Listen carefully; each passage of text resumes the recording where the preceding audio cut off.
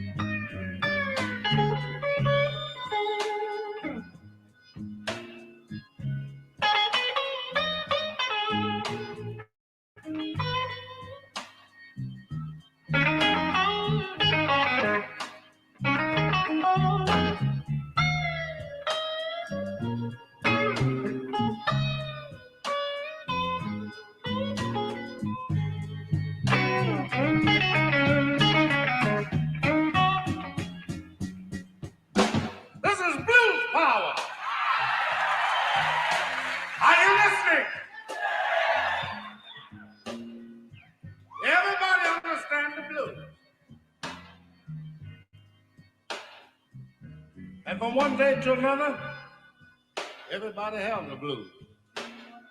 Can you dig it? Now you take the little baby that's laying in the cradle, kicking and hollering and going on and tearing up the little baby bed. Can't get that milk bottle fast enough. It's got the blues. Do you hear me? Now you take this girl that's got this main squeeze. That's a boyfriend, you know. And he just bought a brand new GTO. You know she want to be with him every time he cranks it up. If he ain't going nowhere but around the corner to the soda fountain, she want to be right with him and show it off. This is why all the guys and gals be, you know. And this particular night, she get ready to go out. The mother said, "Whoa, wait a minute. You can't make it tonight, daughter. You were just out last night. That's too many nights in a row." And she'll go in the room and fasten the door. And won't eat, won't talk to nobody. What's wrong with her? I can't hear you. What's wrong with her? She sure enough got the blues. Some people call them the reds, the pinks, but when you get through, it's the old-fashioned country blues. That's all it is. I ain't seen my main squeeze in 10 long weeks today. You know I got them.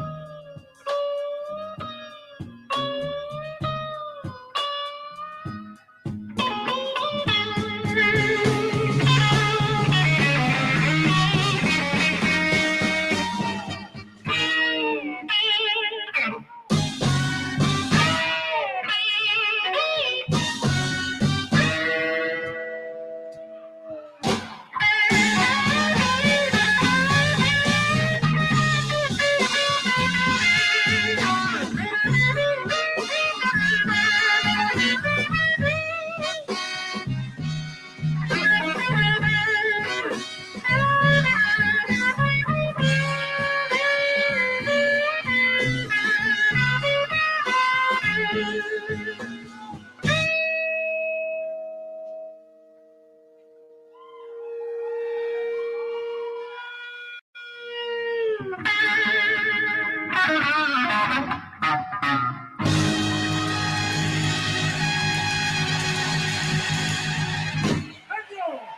Thank you very much. Woo.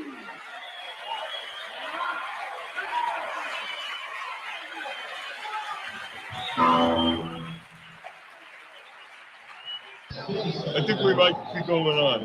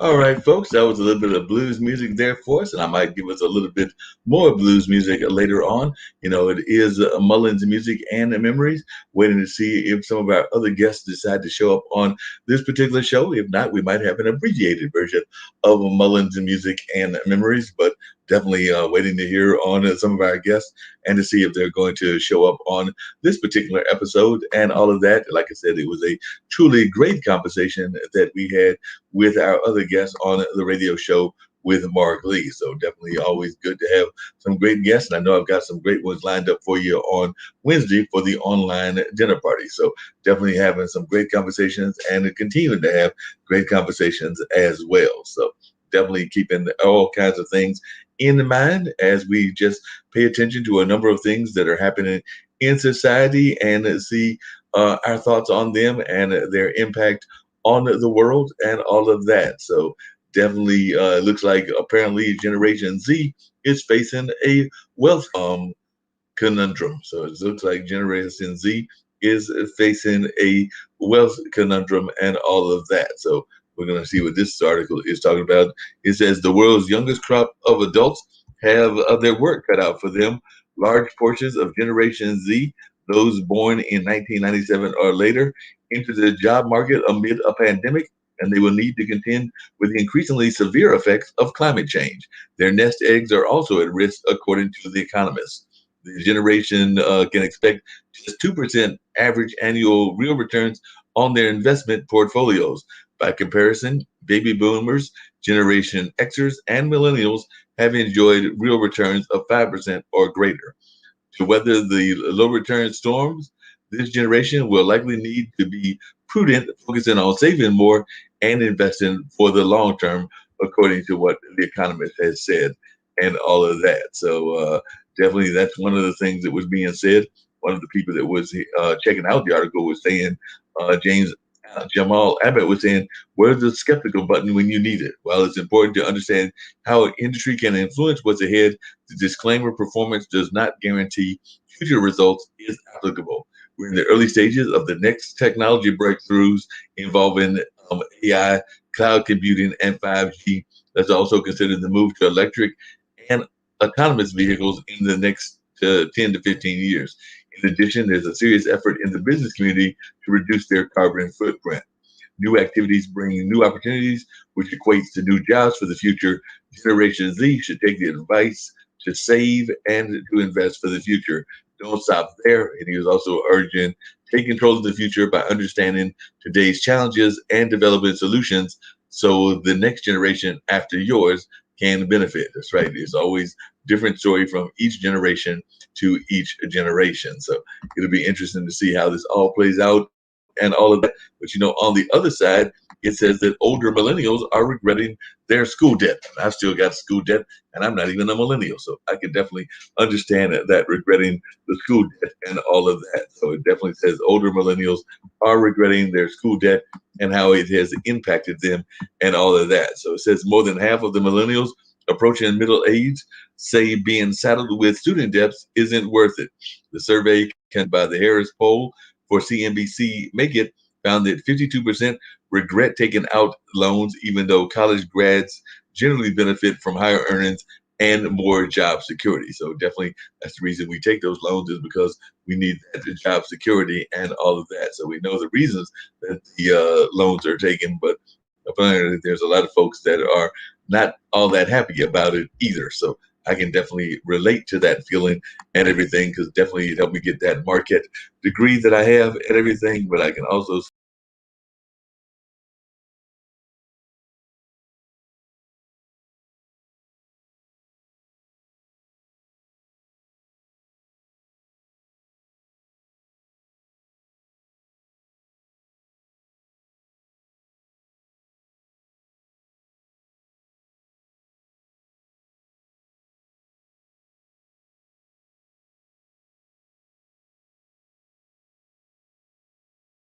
definitely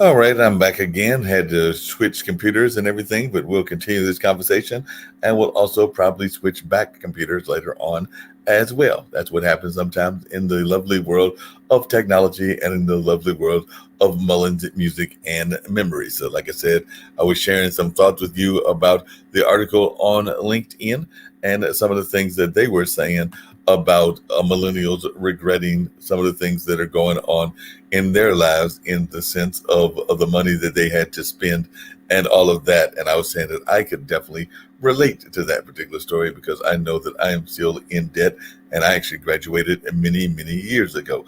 Graduated back in 1984. So we're talking almost 40 years ago and still have some of those debts being paid off and all of that. So definitely can relate to what those millennials were talking about and how those millennials were feeling and all of that. So I'm sure that a lot of folks out there can relate, can actually think about how it has impacted their own lives and everything along those lines. So definitely, sure many people can relate to those wealth conundrums, as they were calling them, wealth conundrums. And I'm sure that a lot of folks can definitely relate to the wealth conundrums and how those wealth conundrums make them feel and all of that. So definitely, I'm sure a lot of folks are able to relate and definitely can see how it all plays into their own lives and everything along those lines. As a matter of fact, they were saying that to weather the wealth conundrums, they were just saying that they need to go and do more savings and all of that. And we did touch on that earlier. We were also talking about the millennials and that whole thing about how they were feeling about their student loans and along those lines. And we do know that the millennials have definitely been dealing with the student loans just like I have as well. So, the millennials are a little bit younger than I am, but definitely can relate to what they're talking about because I think I fall in the baby boomer generation in all of that. But it says that student loan debt is an issue across generations. In fact, the magazine Money, notes that a growing number of Americans are retiring with student loans and debt for borrowers over 50 doubled to 20% of the federal student loan portfolio over the last 15 years. So actually, Abigail Johnson Hess, a media reporter at CNBC, said that older millennials entered adulthood around the time of the 2008 financial crisis, which was followed by higher education funding cuts, rising college costs, and slow wage growth. The results, millennials became the student debt generation.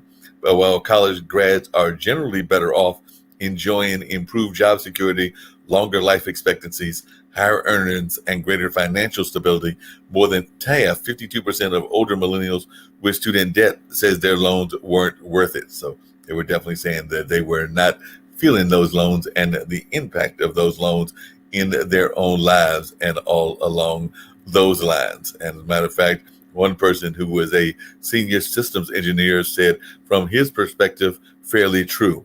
My prospects have been much better after receiving a 4-year degree, but based on the presence alone, never once has any employer asked about what classes I took, commented on my GPA, or what my time there taught me.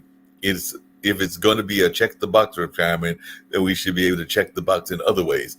I was fortunate that my military service provided a way to pay for school, and that's what Skylar was saying, but otherwise I wouldn't be able to afford it.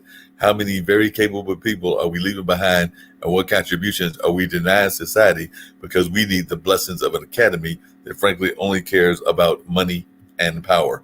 And, we've oftentimes talked about this show on a regular basis about education, and I know that Nancy does her show, Learning Unwrapped. It also talks about a lot of the things that are going on in the education field as well. So these are definitely conversations that must be had on a regular basis, and we here at International Broadcast Media are glad to be part of that conversation and that conversation happening on a regular and consistent basis, not just a regular basis, but a consistent basis as well. As a matter of fact, Kiana Pettyjohn, who is with the organization called Partnership and Alliances, Life Logic Strategic, and apparently she's the CEO and executive head of that organization. She said, I am speaking to a class of high school students today, and one of my topics is debt is a four-letter word. And she was saying how much she loved the article. The pandemic created a sense of frugal behavior, assisted with the CARES Act federal loan forbearance program, stimulus checks, refinance lower rates mortgages, and the eliminating of frivolous spending on extra clothes, newer cars, and lavish dinners. And I'm sometimes guilty of that as well. Maybe not lavish, but spending more than I need to on food and all of that. Ordering DoorDash is probably not a good economical thing, but I was actually thinking I need to do that now because I don't have any food in the refrigerator. Got some coming on Wednesday, but there's nothing right now, so I probably need to go out and do some actual shopping in order to save some money and all of that. So that's just some of my thoughts about the whole concept of saving money, and I actually need to do a much better job of that than I have been doing historically. And, it's always good when you know your faults and you know that you can work on improving whatever those faults are as well. So definitely have to always be good to know what your faults are and how you can better handle those faults and make it a better life and a better situation. So that's something that I've got to work on, and I'm sure a number of other people can relate to that as well, because we all have things that we must improve on a regular and consistent basis. So I know some of the things I've got to do better at, and I'm sure others know as well some of the things that they've got to do better at as well. By the way, it looks like CEO compensation has been soaring amid the pandemic.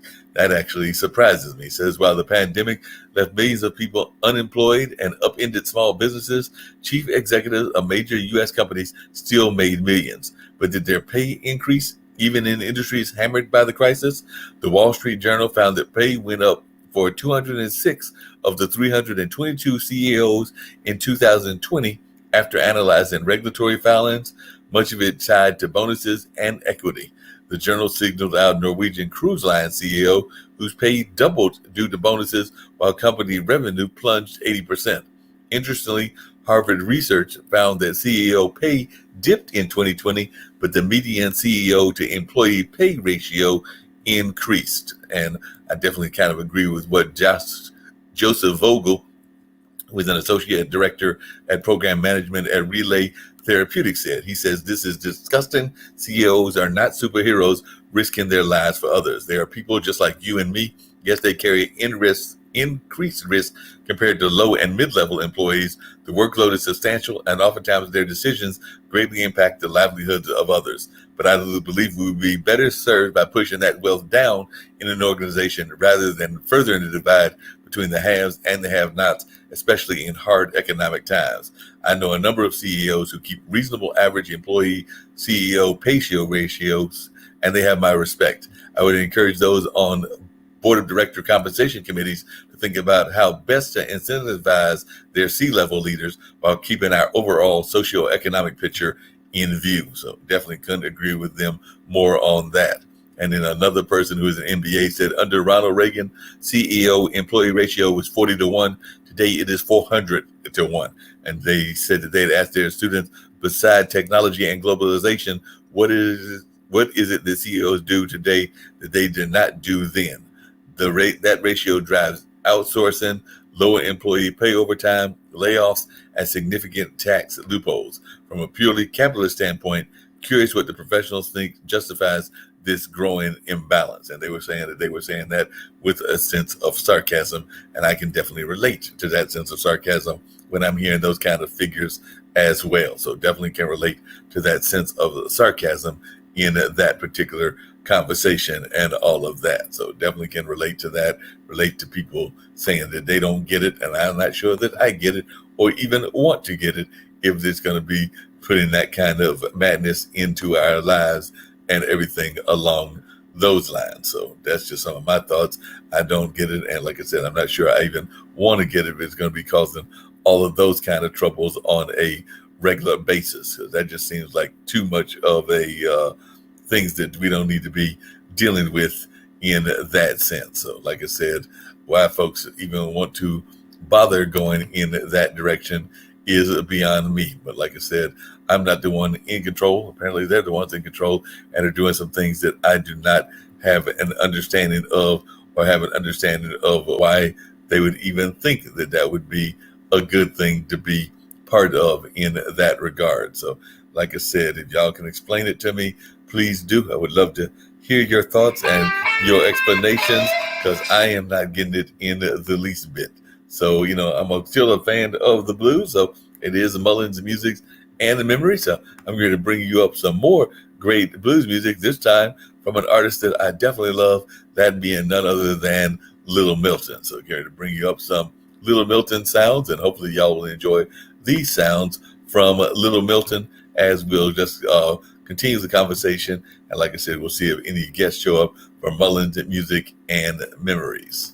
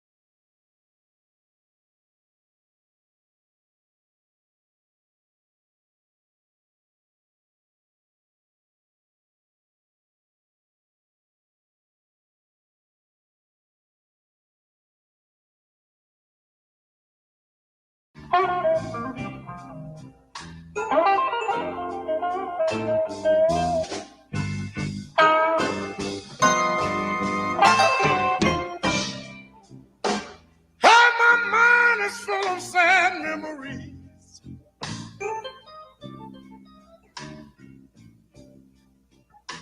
My heart and soul is full of pain.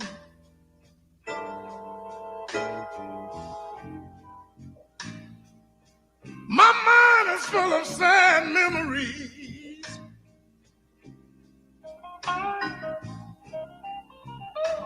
My heart and soul is full of pain.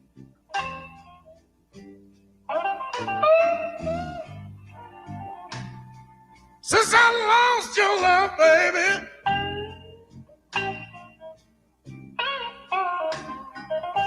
you know my poor life, it don't mean a thing.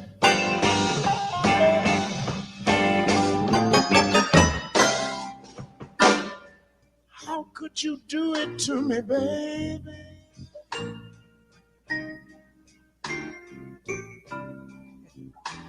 Didn't you know you would break my heart?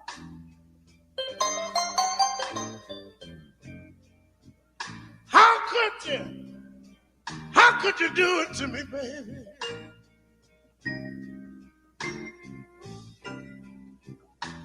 Didn't you know you would break my heart?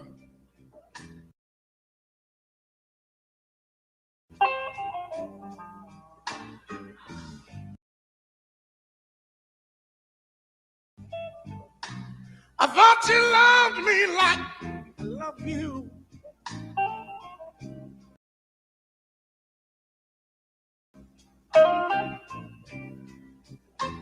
But I guess you were just playing a part. Now I went to see my doctor, But I stopped outside the door, 'cause I knew that he would tell me what I already know. You see, a doctor, he can't fix no heartaches. He can't even ease the pain. What I need is your arms around me. I'll never be the same. It's a sad situation.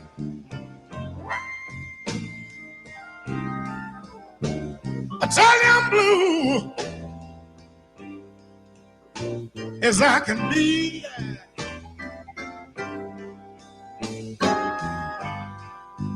When you booked yourself space on the plane, baby, oh, don't you know you booked some plane for me?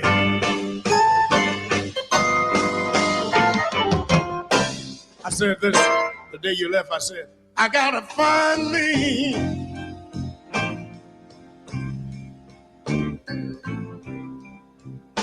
I've got to find me a part-time love.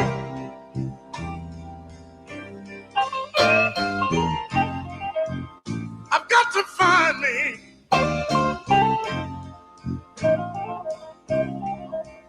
I got to find me a part-time love.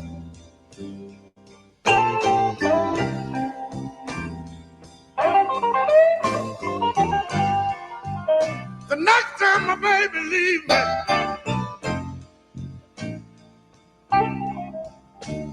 I'm gonna get up, go out and get me a part-time love.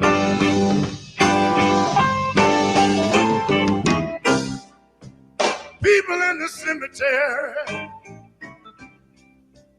they're not all alone. Some turn to dust, but some still have bone. I'd rather be dead, sleeping in my grave. I can't stand to be lonely each and every day. My woman came home this morning. All I did was ask her where had she been. You know what she said to me? She said, fool, don't ask me no questions. If you do, I'll leave again. Can't y'all see I need to find me?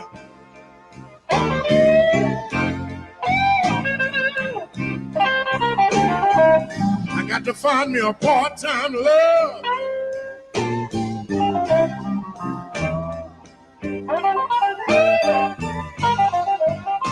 The next time my baby leaves, I'm gonna get up, go out and get me a part-time love.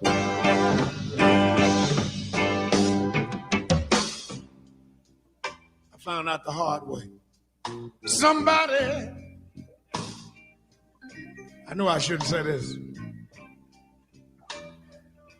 Y'all don't want to hear this. I'm gonna say it anyway.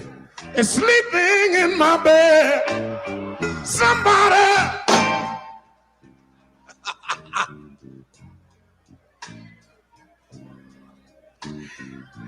is sleeping in my bed. You know what make it hard to take? I'm still making payments on the bed. Just I know I should have been there. Guess what? But I was someplace else instead, sleeping in somebody else's bed. You see, I believe in fair play. I gotta love somebody's baby. 'Cause I tell you, somebody sure been loving mine. And everybody around me knew it. That's what hurts. But I was in the dark, For such a long, long time, I made up my mind that I'm gonna get what she's been giving. Get myself together and start living. I'm gonna hold somebody's baby. Y'all can help me say this. I tell you, somebody sure been holding mine. The reason why I know it, because you know my baby told me not so very long ago. She said, I don't love you, Daddy, and you gotta let me go. That was too much fun.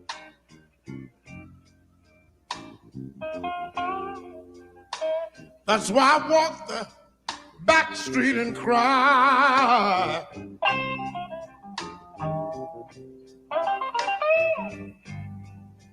It hurt me so bad.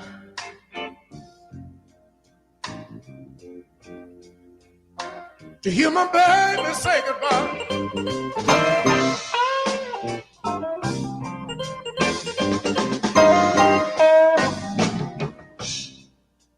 She said another reason it made me want to leave.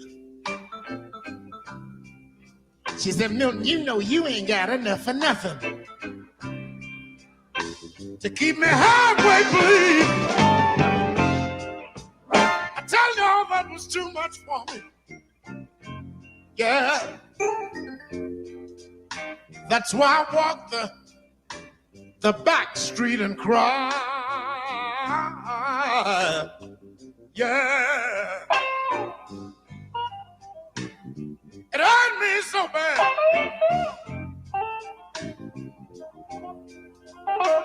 To hear my baby say goodbye.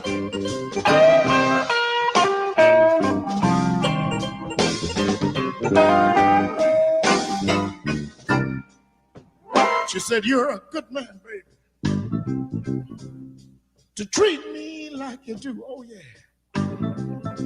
She said, you ain't done nothing to me.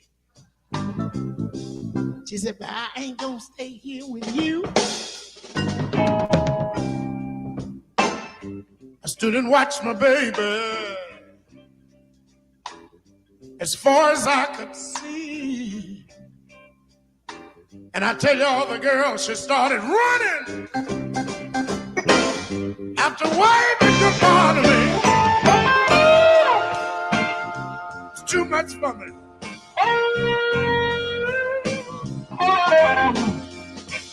I walk the back street and cry.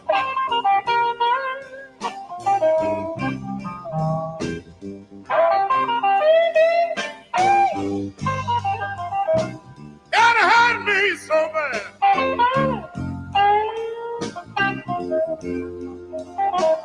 You my baby say goodbye.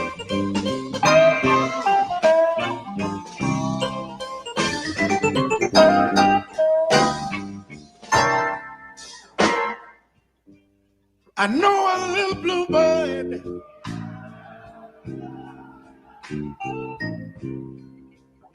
I sure wish she would sing for me.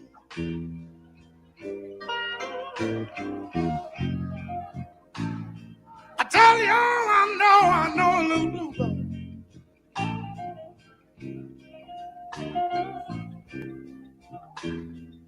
I sure do wish she would sing for me.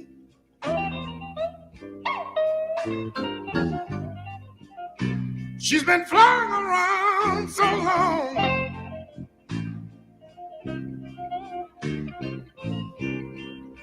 I wish she would land in my tree.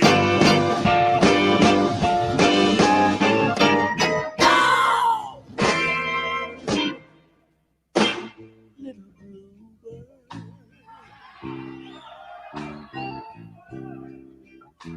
please come mess with me. I think I said it again a little louder. You pretty little bluebird.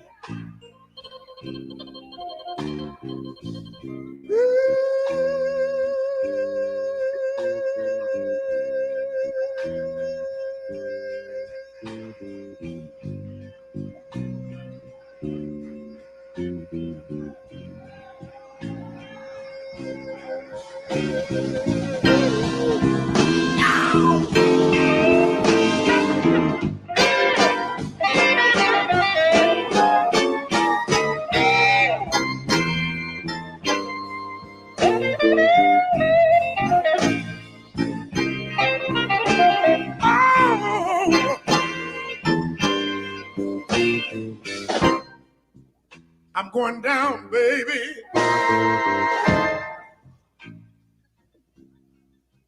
My nose is in the sand. See, I said sand where my nose is, but you can put your nose wherever you want it. That's your nose. I'm going down, baby. My nose is in the sand. Yeah. Yes, it is. A cloud of dust has come over me. I'm sitting here singing to y'all this evening, but I feel like I'm drowning on dry land. And I bet this has something to do with it. Listen, my grandmother told me the story about the little nearsighted dog that didn't see too well. He was crossing the railroad track one day, and the train cut off a piece of his tail. For the first time in his life, he decided to look up, just to peek back over the rail. So I guess I'm just like the little dog that lost his whole head, trying to find a piece of tail. Thank you, Bob. God bless you.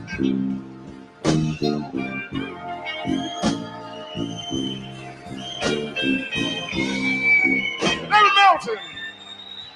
Little Milton. Little Milton. What more can be said? Little Milton. Little Milton. Little Milton. Little Milton.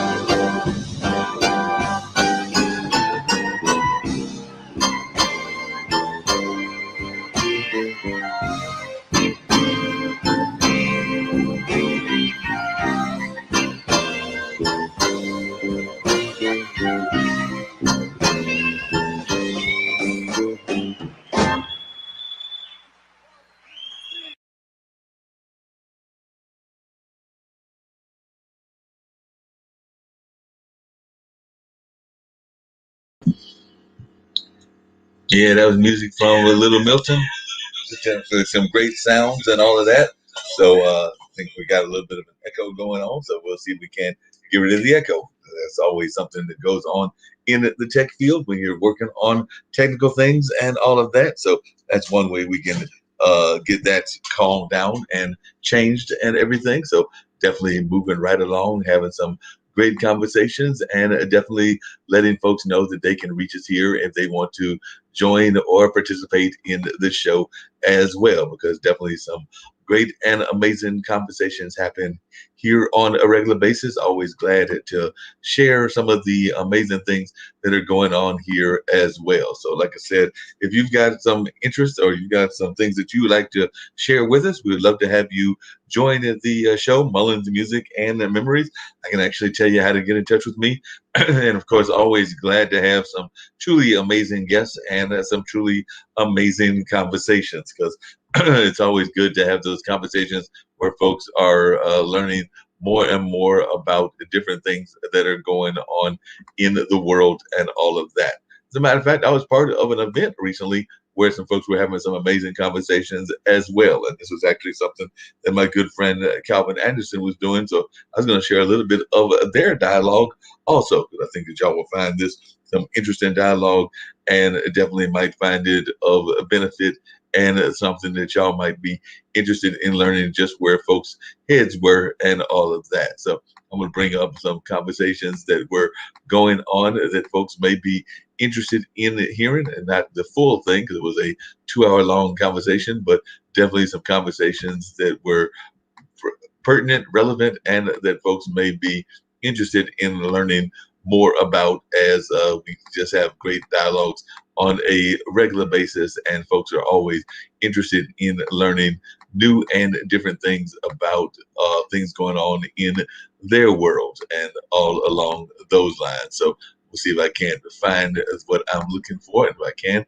then I'm going to bring it up and pull it up and let y'all check out some of that conversation as well. So definitely it should be some fun conversations that was had, and I'm sure that y'all will find it interesting as well. So that's something that I'm going to try to do right now. See if I can't bring it into the course of our conversation and see what folks have got to say about these dialogues that were going on, and what some other folks might have been thinking as well. So definitely going to see if I can't pull that up in a matter of a minute or two. Got to find the lovely folder that says Zoom on it, and then go from that point, since it was a Zoom event and all of that. So we'll see if I can't find this and see if we can't make this happen in one form or fashion or another. So, like I said, it's always good trying to do things on the fly and seeing if they will work or not work. And sometimes they do, sometimes they don't. So we're just going to keep playing it by ear and see what happens in that regard. So I'm going to see if I can't find the lovely Zoom folder. I know that it exists.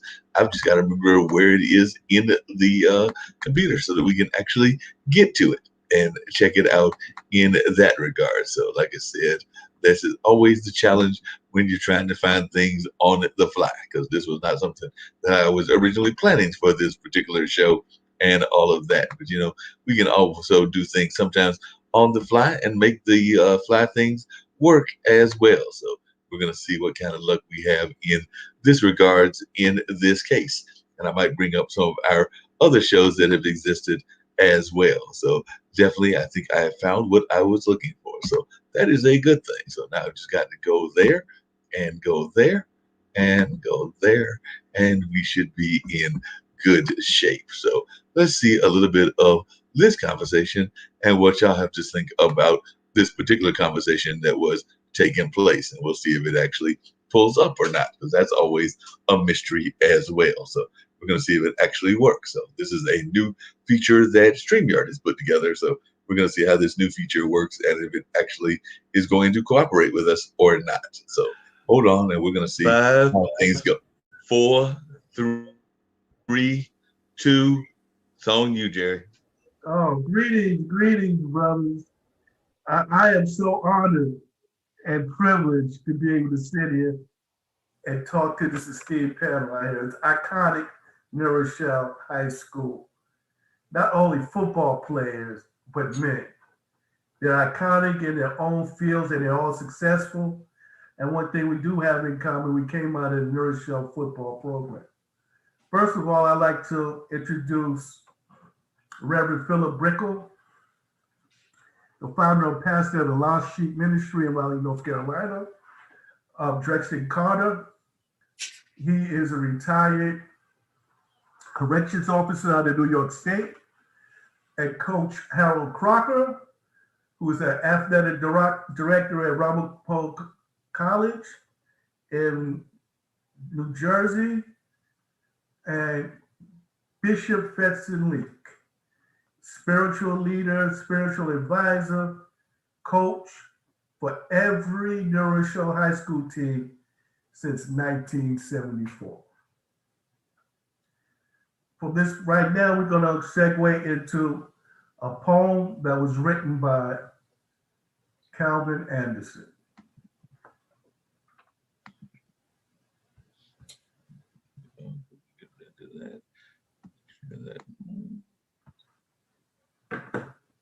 The difference between thinking and doing and living in the 21st century. They teach us about being a real quarterback-oriented games. We don't have to just use video games and live in the shadows of good things because of them. We grow up with agility far larger and bigger than we are tall. Parents are the champions and have to be our first life coaches and know-it-alls. Who knows how this came to be? Coaches will ask you if you know your right foot from your left, if you know yourself, if you act knowingly good or bad, if you can move and negotiate a field with style and form, if you can tackle or throw a pass, or if your last name is that of a clown, if you can let someone know on the team that you are in trouble before you cause yourself or someone else trouble. If you are ready to learn teamwork or aware that you started out today with your pants down or your sportsmanship was left on the kitchen table, if you know the social studies, the alphabets, science, music, characters, and the stats and the numbers of a great student player eligible to stay on the team, and if you know the poise of great athletic champions and their scientific attitudes that are historical or music to us now, if you have the swag of the game, the discipline, the performance, and artistic form down pat, and if you have the style of gymnastics that the sport has with life, if you have the work ethic and determination to make it all seem easy and not a game at all, if you have the knowledge of all the above, or you don't know things like this even make the difference. I think that when it comes to the importance of parents and their field and self-knowledge, wisdom, virtues, and courage, their teachings, love, respect, care that they illustrate on the field and in the grind of life with their actions and their ideas, experiences, muscle, and strategic magic and skills wrapped around us with their priceless love. For their verbs to be that make us winners in this hard and fast third century that without them, kids and adults, athletes could hardly see or do anything at all. Parents teach us the difference between playing video games and playing on the field. Parents teach us how to be champions.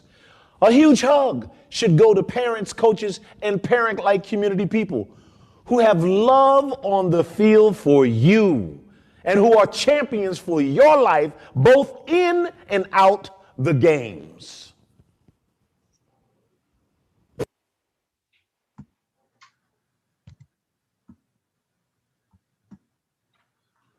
Thank you for that beautiful rendition. My name is Jerry Whitted, and from this point on, we're going to expound on what that poem really says to us as individuals. And each panel member would tell us a little something about themselves prior to expounding on that. And that was a lot to digest. You know, it took me from being on the field to off the field. It took me back to my parents and mentors and back to my teammates. And one thing that really stood out with me was the difference between a video game and playing on the field. The intangibles, the camaraderie, the blood and sweat, the smelling of that field, the noise of the crowd, the cheerleaders, the band playing, my teammates cheering, me on, rooting me on, that pain, the grunting. And that's the reality of it all. And then understanding what it's like to pull for each other, to help one another up, uplift one another. When somebody's down, reach out your hand and pick them up. You can't do that in a video game. And that's what I want to expound on from this point on as far as the poetry is concerned. And that's what hit me, just being up there and the values that we learn playing on that field in New Rochelle High School is being humanized. You know, all the coaches that put their time and sacrifice and molding men that were boys. And for me, I had a unique experience. I was playing varsity at 14 years old, and I was scared. But with the help of my teammates and coaches, everybody encouraged me. And then going home, and my mother always saying to me, go back the next day, everything's going to be all right. She trusted in the coaches too. She had a relationship with them. We all have personal relationships off the field as well. And that is who I am today. That all that matters.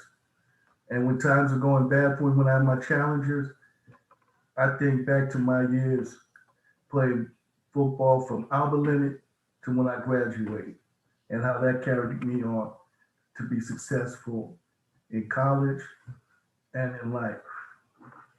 Reverend Brickle, you have anything to add to that? Yes. When I looked at the and listened to the words of the video and the poem, it took me back to having a two-parent household, which I think is missing a lot.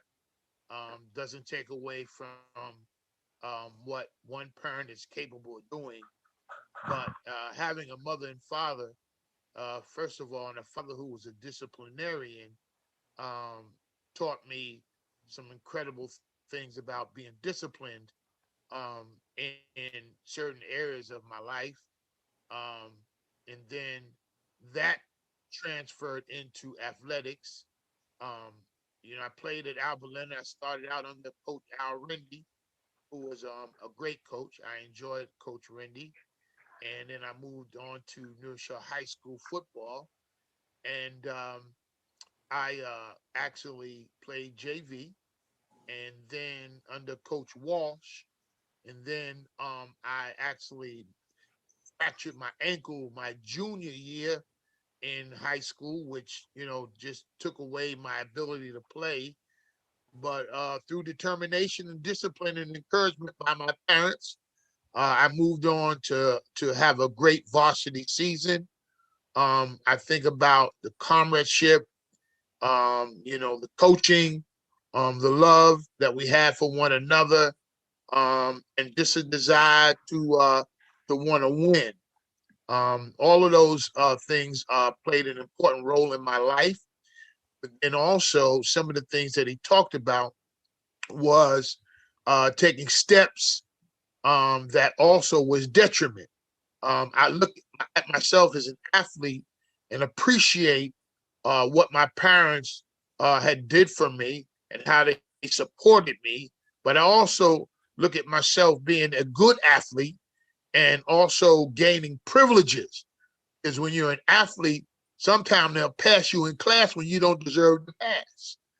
When you're an athlete, sometimes things come to you that normally wouldn't come to you, and you have to be able to be grounded enough to realize that it's not all about athletics, but it's about life and it's about being a man. So as I moved on, I made some critical mistakes in my life because of being a good athlete. So many things came to me that I didn't discern how to turn them away at the time, because I also think that being a good athlete, you also have to be grounded spiritually, because without the spiritual base, and that makes you capable of doing anything or thinking that is you and not realizing that there's a higher power that's under control. And not understanding that piece of it caused me to go astray, which caused me to get out of athletics, which caused me to lose my scholarship and which caused me to leave school and not graduate. So there's some pieces that young athletes need to understand that go along with being a good athlete, and not destroying their future by not being able to realize the consequences that come from making bad choices while still being a good athlete. Thank you, Ralph. Drexler. Coach Crocker. Yes, Jer. I'm was sitting here thinking about everybody that's kind of on this video with us here today, and we were all blessed in a way because we all had something to do with New Rochelle High School football. And I think that coming from New Rochelle, a little bit about myself. Obviously, I played for New Rochelle High School. I was captain in '68, graduated in '69. Went away to play in college. I was very fortunate, and played for 4 years. Got out and started coaching at Albert Leonard with Al Rendy. So that was a blessing right there. And then I had the opportunity to be the first New Rochellian to get back into coaching and be the head coach at New Rochelle High School. So that to me is just, I can't tell you, a smile from ear to ear thinking about being blessed to be able to do such a thing. And then I moved on to Iona College in New Rochelle, stayed right across the street. But, I go back to the poem and I think family. I think family is the number one, piece that, we talk about. I tell all young coaches that every coach had a coach that inspired them to become a coach. So I think the coaching piece, the mentorship piece, the family piece is what's really, the key to our bind of us being together, that we are part of a New Rochelle football family. And I don't think any of us take it for granted either, that we were blessed to grow up in New Rochelle. We talk about the two parents. I was blessed with two great parents that, were there for me, and they followed me through my career. They gave of themselves. They helped when they could. Two working people, worked hard, but they were there to keep me focused and moving in the right direction. And I say thank God that they were there for me. And I think that's the key, and it comes back. And I think of my 1980 undefeated team at New Rochelle High School, and their word was together. Their key word was do it together, because it's a family that can get it done together. When you have people surrounding you that, as Rev said, pick you up when you're down, or help you up in a tough situation, or help you out when you need help, that help is there from your teammates and help is there from your coaches. You have people to go to, you have people to lean on. It's just a wonderful thing to have, and that's could be some of the issues we're having today is we're everyone's not blessed the way we were blessed. And I think that you just think about it, it all comes down to football. To me, is the greatest game. I don't think there's any better game to be played, team sport to be played, no matter what. When you get knocked down, you got to get up. You got to learn that you're going to lose. And how do you deal with losing? When you win, how do you win with class? That's right. How do you show people that you have class and you never show people up? So I think that, I think you're in the 1 yard line and you got to score. You got to work with the people surrounding you. When you got to hold them out of the end zone, you got to work with everybody else, the other 10 people surrounding you. So it's all a unit, all a team, and it's all a family. So when I heard the poem, immediately family just came to my mind immediately, how blessed we are as a family and how important that is in order to move forward successfully. Rexton. Well, I appreciate this evening and being able to speak with you all. I come from a totally different era. When I listen to some of you in terms of the area that I grew up in, uh, the focus was mainly on athletics. It was not on doctors. It was not on lawyers. It was not on professionalism. It was more about athletics and about winning. And that was from the time you woke up in the morning till the time you went to bed at night. And everything was centered around athletics. Mm. The poem is reflective. I can't stand here and or sit here and tell you that about my parents. My parents were not involved in athletics. They could have cared less about what I was doing in terms of athletics. But one thing that stuck out in my head as I played Inertia High School football. We were also undefeated, but at the same time, what stuck out in my head whenever I went on the field was winning. Winning was operative to me, to persevere, to not allow any impediment to get in the way. And yes, we too, or I should say it, when we got down there on the 2-yard line, the only thing I knew that we were going to score. And because of life, the way life is, I think it led me to a place in staying around and focusing on young people and kind of emphasizing academics and athletics. And that's what led me really, when you talk about, that's what really led me to having that camp down in City Park during the summertime, when I could harness maybe 2 or 3 or maybe 6, maybe 8 young men, maybe 10 at the most, and share some of my experiences and also try to mentor them to become the best men that they could be and strive to be the best that they could be, and to stick with it, not to quit. There are seasons and times when young people want to quit, or when they think losing is okay, at least I got to play the game. And I never understood it that way. I just think winning is extremely important. And I think that we're in a culture now where people want to participate, but they're not thinking about winning. And you have to really stand on the platform and feel the pulse. I mean, there's an actual pulse when you hear that crowd.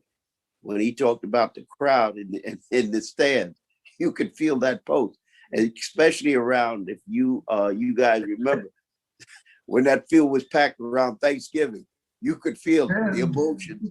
The emotions radiated through the locker room, and of course, I played for Lou Emerson, who had Parkinson's at the time, and he would be calm in the morning when he walked in there, but during halftime, he would be shaking like a leaf on a tree and pleading to us, "We've got to do it. I know you can do it." And then he would pull out his book, and he would pull out the book of poems in his head, not physically, but he had a book of poems in his head that he would recite and take you almost to the edge with a poem and make you feel that you're invincible, that there was nobody else out there on that field, and you were going to get the job done no matter what it cost. So that's the era that I grew up in.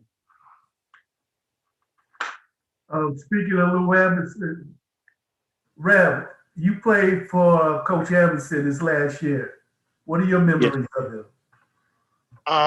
My memories of Coach was that even though his health had deteriorated because the year before he had a heart attack, and so he didn't coach us that year.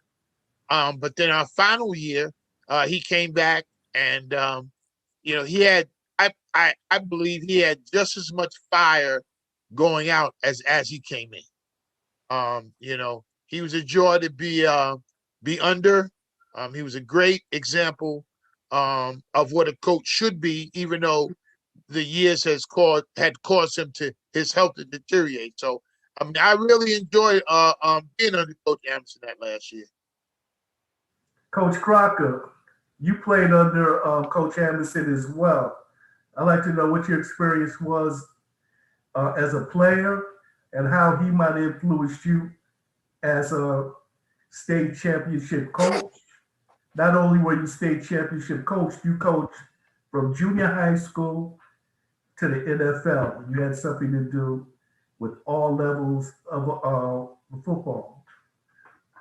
Yeah, I was blessed. Coach Lou was one of a kind.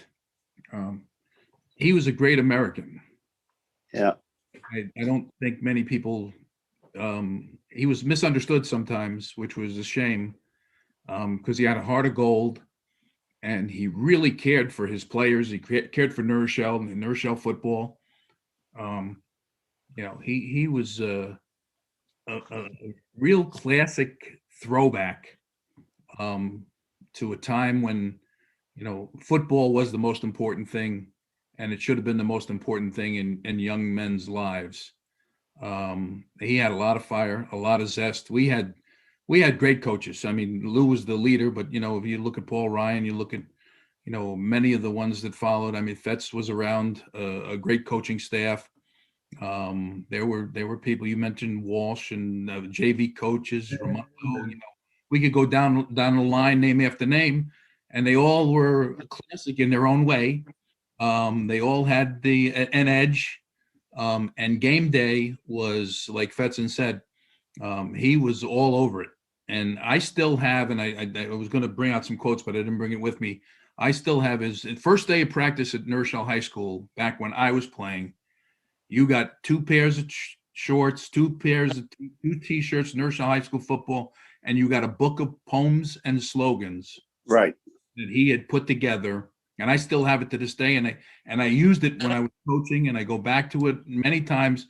Sometimes I just chuckled at some of the rhymes and the poems that are in there, but then some of them really, hit home about what you need to have character and how you need to perform as a man.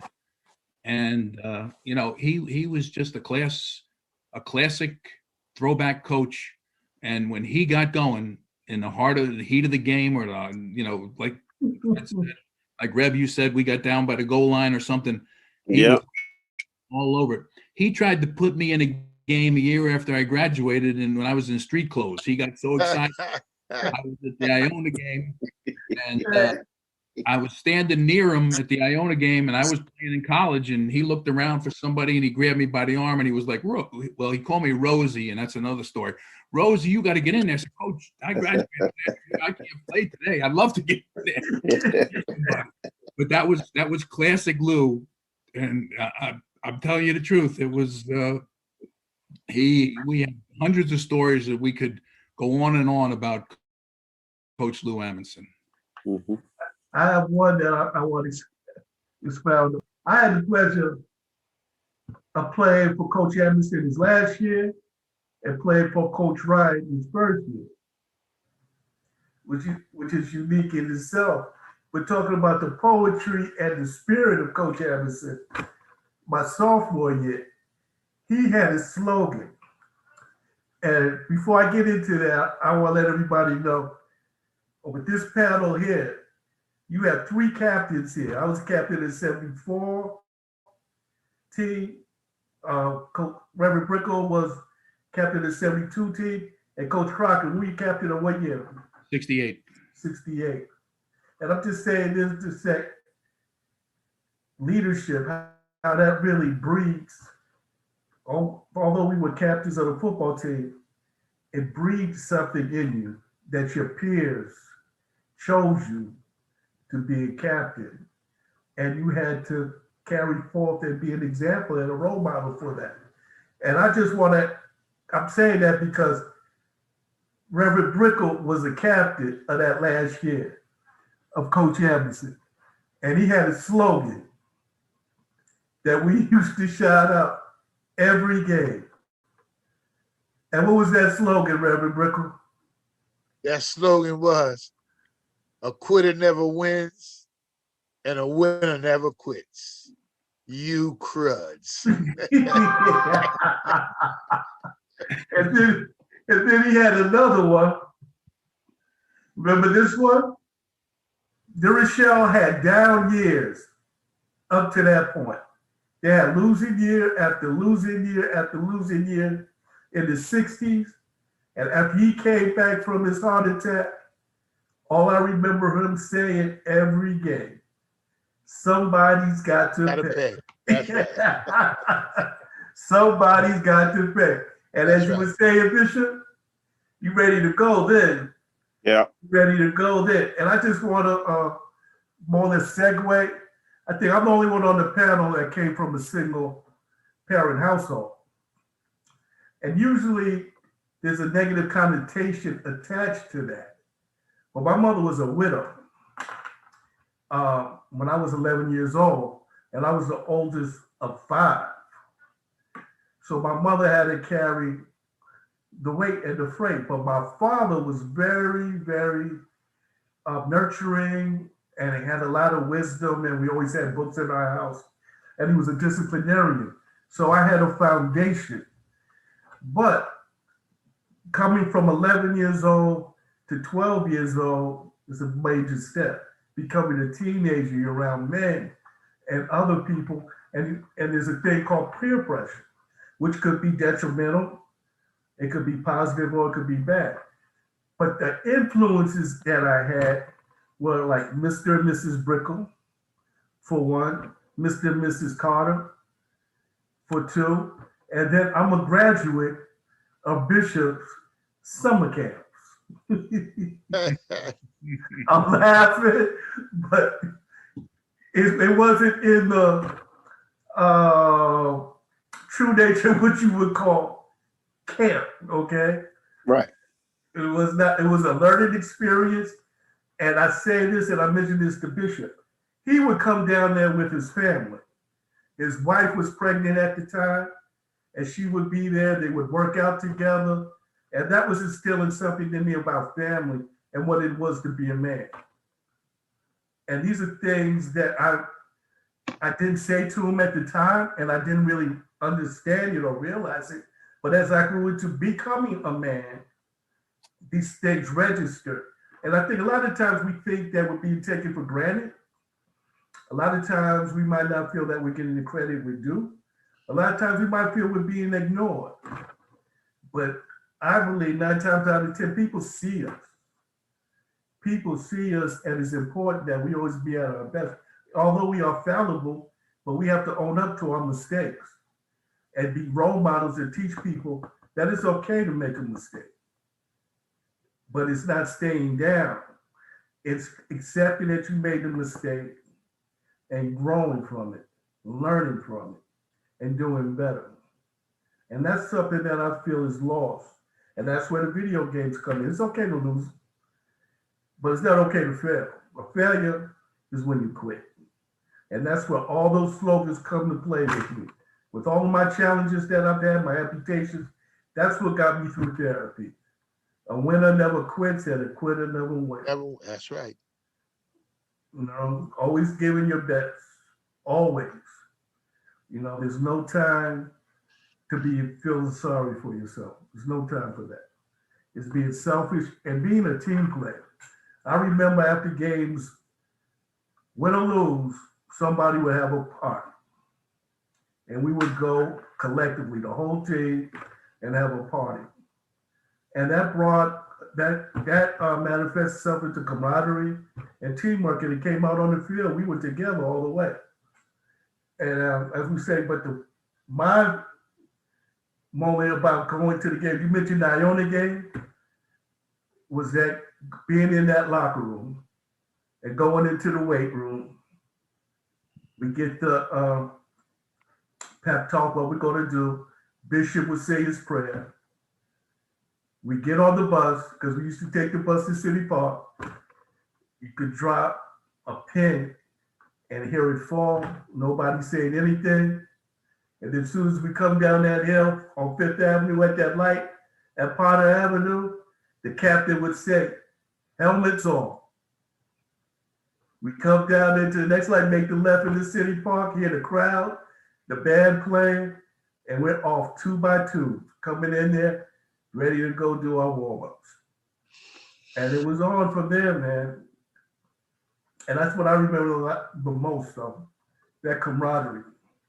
Also, what I want to ask you guys, what? Jerry, can I say this, Jerry? Yes. We recognize that, and I think that football is the greatest sport in the world. I really do.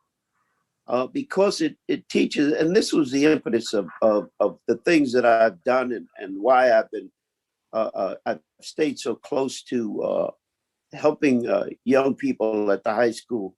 This is over almost 60 years now. It's a little over 50 or 60 years that I've been up there. But I always felt that, I wasn't that super athlete, but I was able to persevere. You all never knew, when I played football, I had rheumatic fever. I could not walk. I couldn't walk. I was not really supposed to be on the field because of my condition, my health condition. I was able to get on there after doing some work with the doctor and convincing my mother that I would take it easy. But if you look at my life, and there was a time in my life I couldn't even walk, but because I spent a great deal of time in the hospital when I was smaller. But my point is this, is that I learned it very early on to condition the mind and the body. I learned it very early on to condition both of those facets of who I am, to condition the mind and the body. And I was able to achieve goals that would be far surpassing of what anybody's understanding would be. And that's why when I went into the military, came out, I saw a need in the young people, the people that had the ability. You guys had tremendous ability. You guys could have gone and been pros, and there had to be somebody outside of that to push you to the next level. Because when you get to high school, you got to have people to push you to the next level. That's right. Because high school is not all there is, and it is left. And I want to say this: Crocker was extremely good at that, pushing young people to the next level. I think we were extremely we benefited extremely much from the fact that when he left the high school, he went to Iona, and he was always available to bring guys there that he felt had the talent and had the skills to get the job done, to bring them in and to work with them. And that was a plus, and it continues to be a plus. And so that has not changed in me. I will, the Lord said so, I'll continue to do what I do. I want to see young people excel. But there has been a tremendous drop off in the young people, in that technology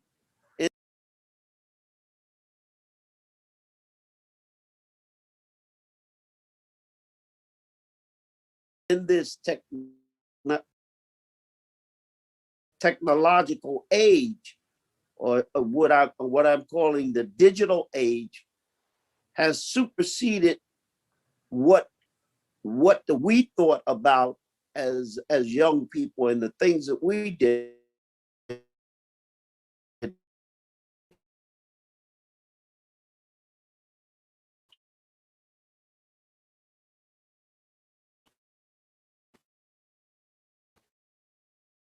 technology has superseded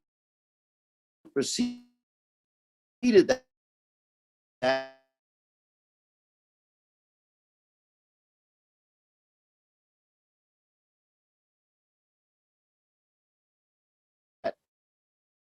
And most of the young people are locked in their homes now.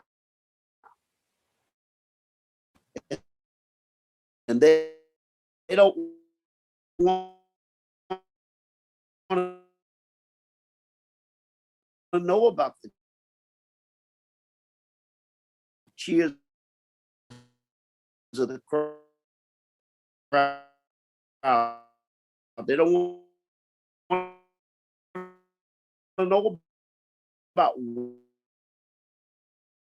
winning.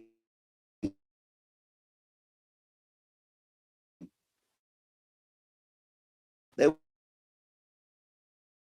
want to know what is the next iPhone that's coming out. Uh,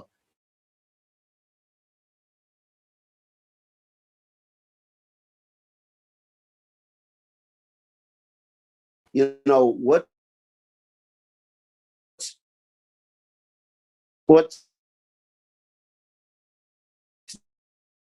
next in that area, and it's incumbent upon us, I think, and I've said this to you, Jerry, incumbent upon us to stay focused and to stay around them. All of us that are on the panel now, we stay around football. I can look up in the state championship and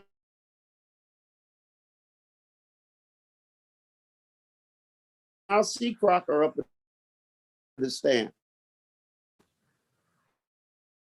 I'll see him walk through the locker room. I'll see him, and he's what I call, and I think every person that talks about they want to be, they want to help young people. I think they should be identifiable. When you walk around young people, you should be identifiable. You know, one way or the other. You may not be identified as a super athlete, but you're identified. You're identified by who you were in the hall and the way you walk and the things that you've accomplished, because they're out there, and that's for you, for all of us to utilize and to continue to utilize. And I agree with you. Let me just say this, Jerry. I agree with you, Bishop, because while I was in their show, even though I didn't coach on a football team, I was assistant director at the boys club with Fuzzy, and also the director at Southside Boys Club, and being recognizable during that time as an athlete at Kenosha High School, and then spending time teaching, playing, and training the kids there. Those kids to this day are adults and raise their own families, have raised their own families.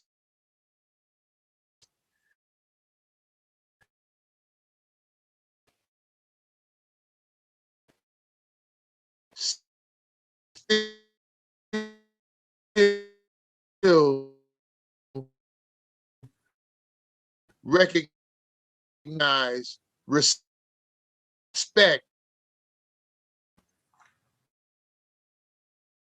and will respond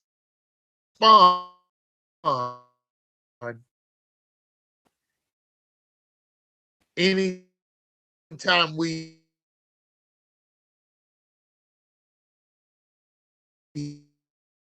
have something that we turn out. You look at what we do at the diner, and a lot of those kids that come from South Side came because of our relationship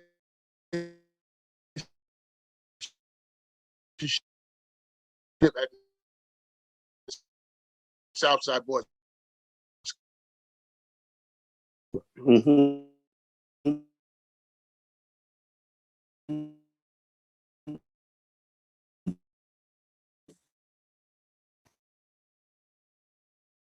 Mhm. So I agree with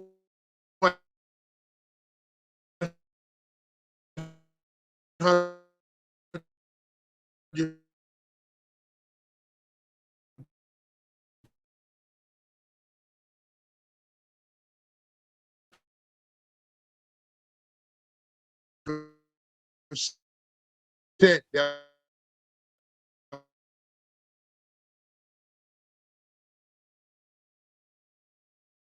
we have Yep.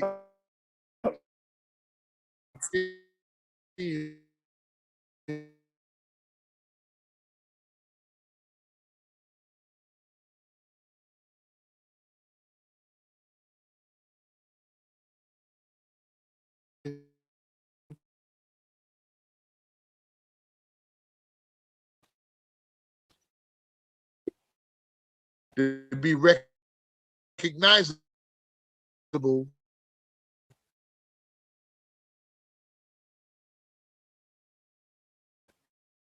and to stay in the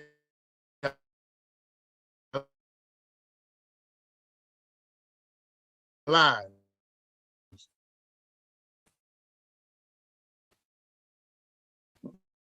One of the things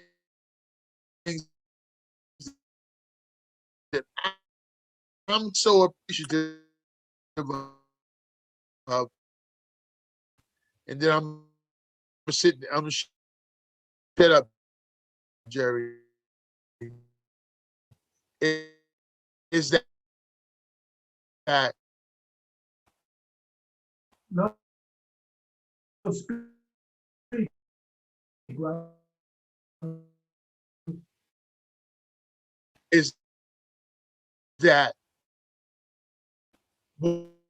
what excites me the most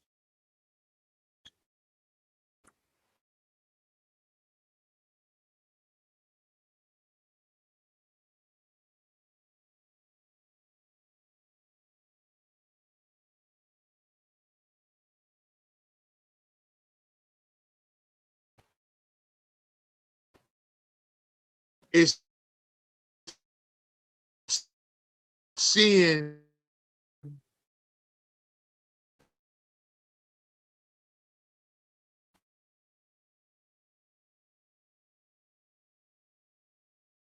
the comradeship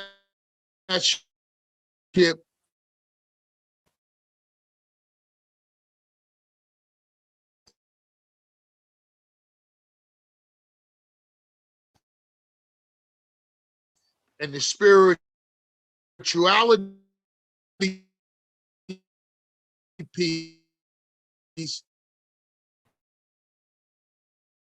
that takes place when players now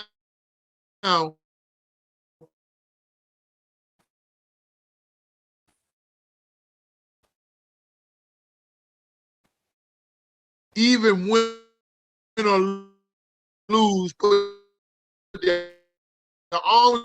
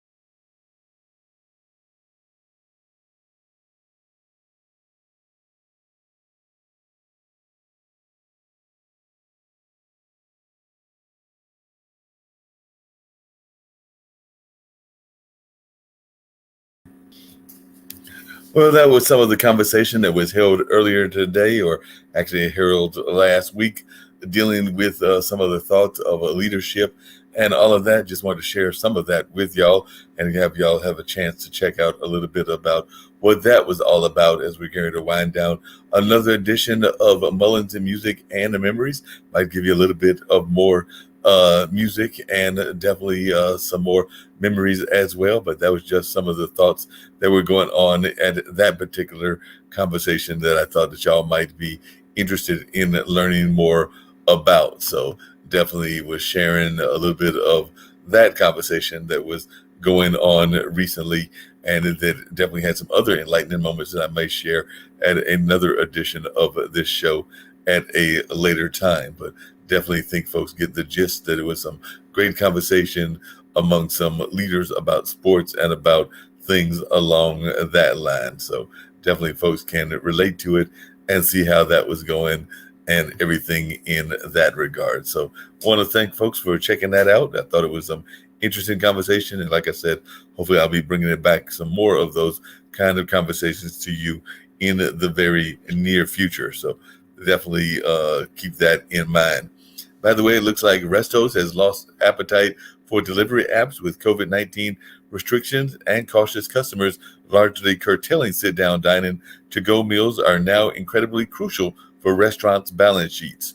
New York establishments have long asserted the exorbitant fees charged by platforms like Grubhub and DoorDash can prevent them from making a profit.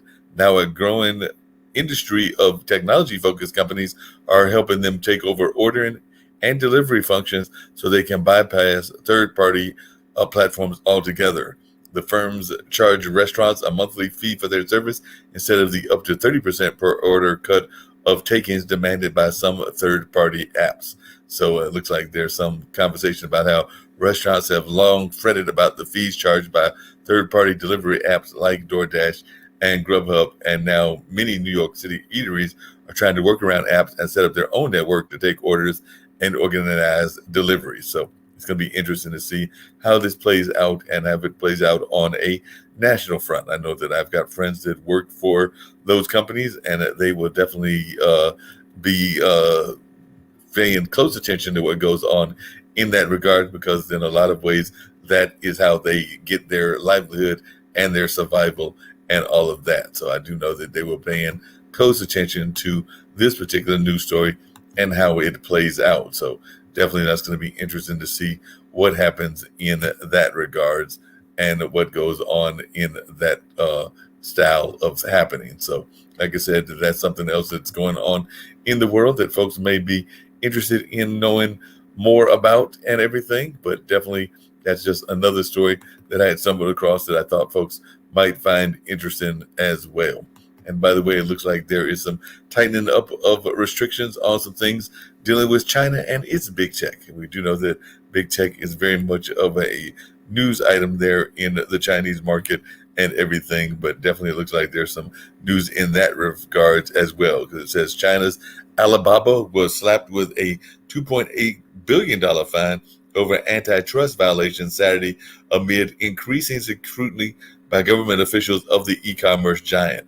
The record penalty was followed on Monday by an announcement from Alibaba's fintech affiliate Ant Group that it was becoming a financial holding company in line with demands from the Chinese government. The move comes as China reins in tech firms and their tycoons after years of explosive growth over the last decade.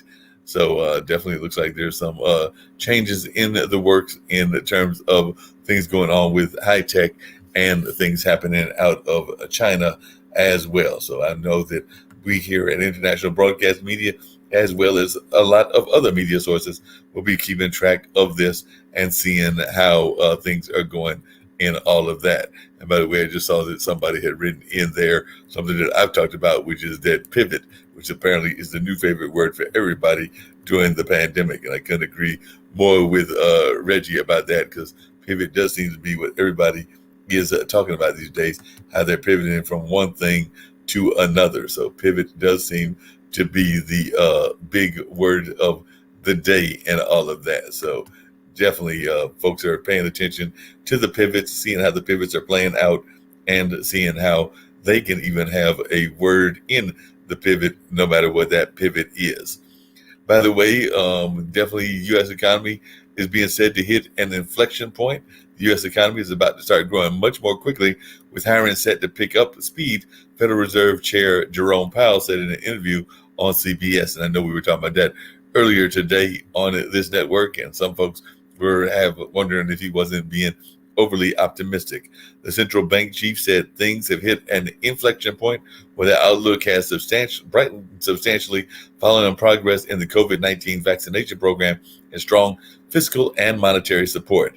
He noted, however, that the spread of coronavirus remains the main risk to the economy, adding that it was highly unlikely that we would raise rates anything like this year. So it looks like he's trying to say that we still have to be cautious and all of that. And I think that that's definitely where a lot of people are in regards to where we are as a country and all of that. So definitely that's one of the things that's going on that folks might be interested in knowing more about and everything. But right now I'm interested in us having some more music. So I think I'm going to find us some Miss Jody and one of my songs, which I know a lot of folks can relate to, which is Haters Gonna Be Hating. You know, those haters just gonna do what those haters do, and that's how they survive and live and all of that. So we're gonna check out Miss Jody, and she sings about those haters that gonna be hating, and we're gonna check that out on Mullings Music and Memories right about now. So we're gonna bring up those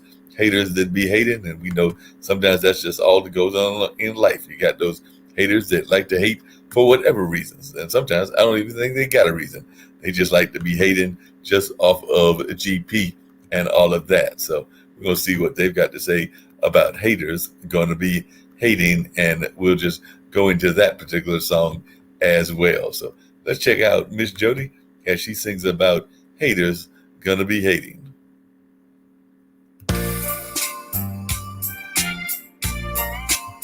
You know, in this life, there are always going to be haters out there. I know there's somebody out there that's hating on you. There's somebody out there that's hating on me too.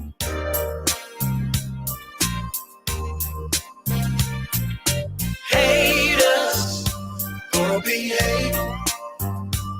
Somebody out there, y'all, is hating on you. Haters gonna be hating. And I know somebody is hating on you.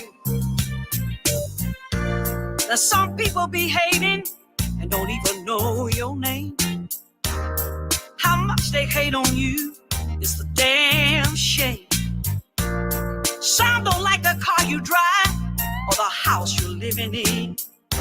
Some be hating on your jobs, might be your closest friend. In this world, there's one thing I know. You're gonna find true haters everywhere you go. Haters gonna be hating. Somebody out there is hating on you. Haters are gonna be hating. Oh, and I know somebody is hating on you. No matter who you are or what you do, I know there's some haters out there that's hating on you. Now you can live uptown or down in the hood. There's still gonna be some haters that don't mean you no good. Now it's so true. Listen to what I say. You can't dodge those haters no matter where you stay. I said haters, they're gonna be hating you. Somebody out there is hating on you. I said haters are gonna be hating. Yes, they are. Somebody out there I know is hating on me too. Now all this hating, it ought to be a crime. It don't make no sense, but I see it all the time. It's been going on forever, and it always will be. They'll be hating on you, and they'll be hating on me. Now don't be surprised when a hater start hating on you, 'cause that's just what they are, and that's just what they do. I said a hater gonna be hating, are gonna be hating, y'all. Somebody out there is hating on you. I said haters gonna be hating. They're gonna be hating, I know they are. Somebody out there is hating on me too. Haters gonna be hating. They'll always be out there, y'all. Ain't nothing you can do about it. Hating on you, no matter how hard you try. Haters, you see, you'll be surprised. Find out just the reason why. Some haters out there are hating on you, hating on you. Might be in the White House, might be in your house, but the haters are gonna always be hating on you. They can be a woman, or it can be a man. It might even be your dog hating on you. Oh, haters gonna be hating, y'all. Somebody out there is hating on you, hating on you. Haters are gonna be hating. Listen to what I'm saying, y'all, 'cause they hating on me too. Oh, haters, they're gonna be hating, yeah, yeah. Somebody out there is hating on you.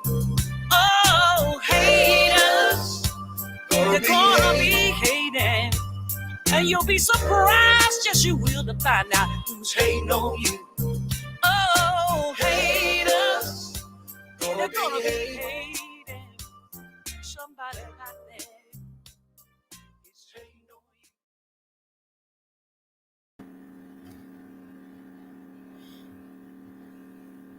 Yep, that's that song about those haters gonna be hating, and I'm sure a lot of folks can probably relate to that. They probably run across those haters in their life as well. We've all run across them at one time or another, would be my argument, because no matter what you're doing in life, oftentimes you will find that you've got to run across those type of folks that are the haters out there as well. Let me give you a little bit more news that I'm seeing in the news reports and everything. One of them is that Microsoft is buying Nuance in a $16 billion deal. So there are still those big deals that are going on, even in the middle of this craziness, even in the middle of this pandemic and everything else. So we're still having folks that are dropping big, multi-billion dollars and all of that kind of deals in the economy and all of that. So Microsoft has agreed to buy speech recognition company Nuance Communications for roughly $16 billion in a deal expected to speed its foray into healthcare tech.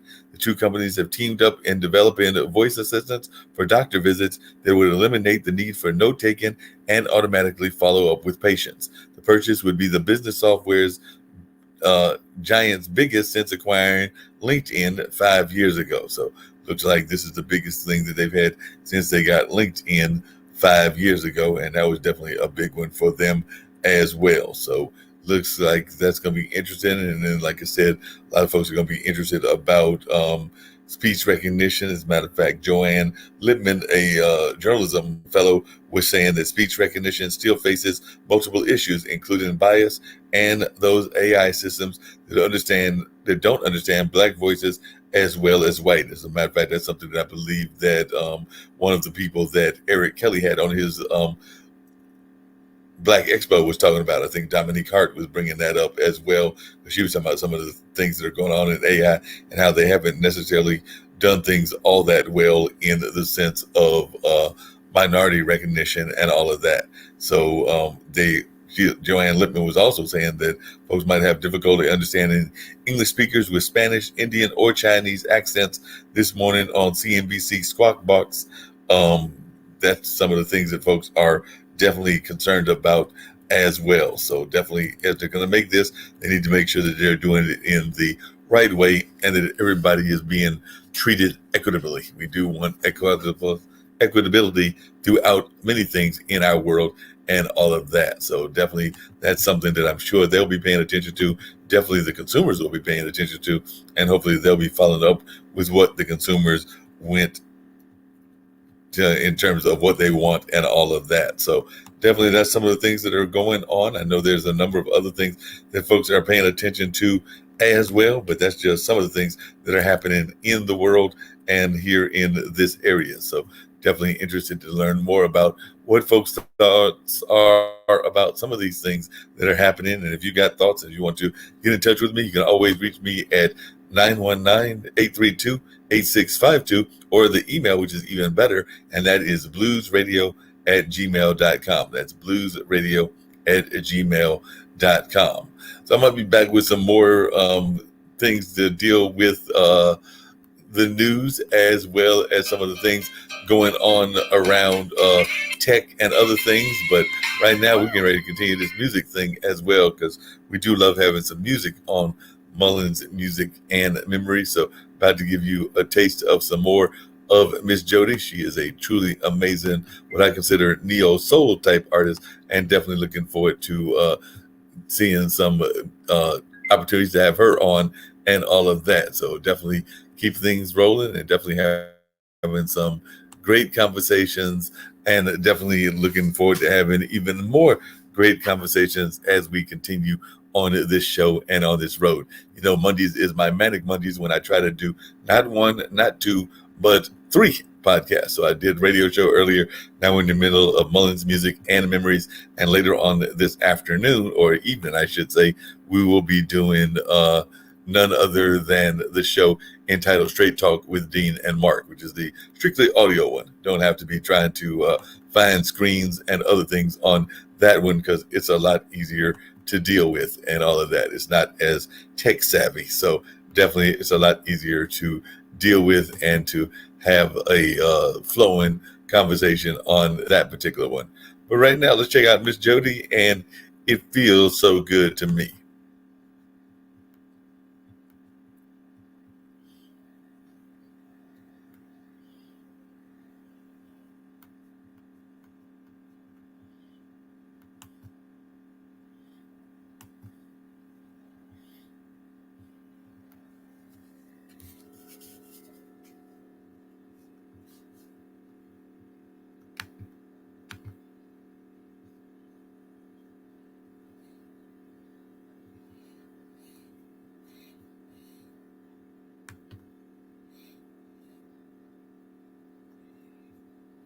Well, if at first you don't succeed, maybe we'll try another one of those particular styles of music and everything, because there's always great sounds that we can find, and definitely some great artists that are always looking to get at least a little bit of exposure and all of that. So maybe we'll try this one instead, because this is another Miss Jody song, and we'll see if this one wants to cooperate in a better sense and all of that. So let's see if this one wants to act more likable and all of that. So we're going to see if this one wants to cooperate more. Yes, it does. I went to the club to have myself a ball.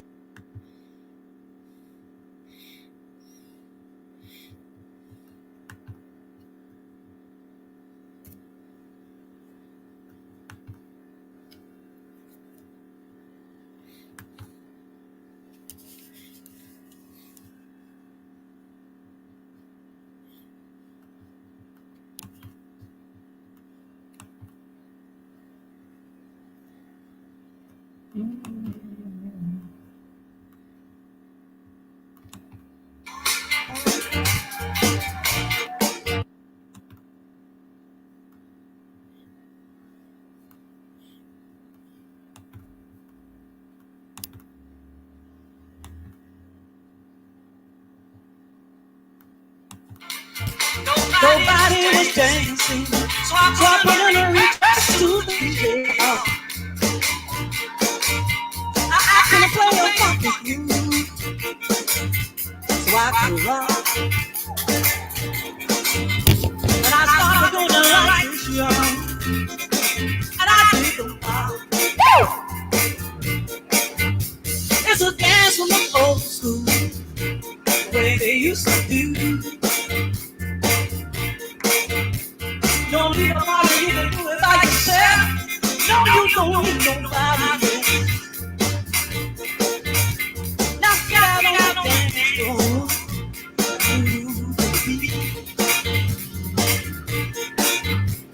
And before you know it like me, you're gonna have happy.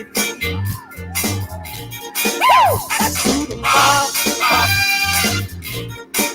That's who the bop.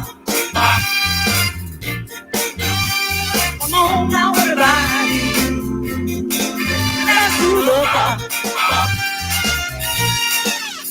When the people saw me move, I started to do. Everybody in the place got into that old school. Let that thing up. Drop it like it's hot. There was one that old school dance, y'all. Yes, it's called the bop. Let's do the bop. Let's do the bop. Come on now, everybody. Let's do the bop. Play for me, fellas.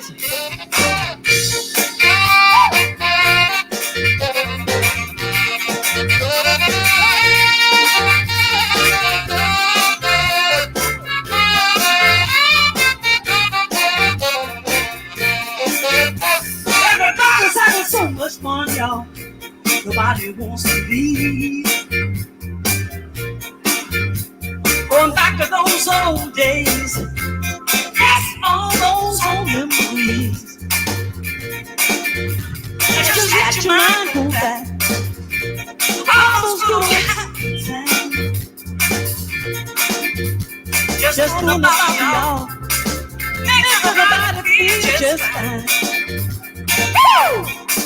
Let's move them bar. Let's move them bar. Come on now, everybody.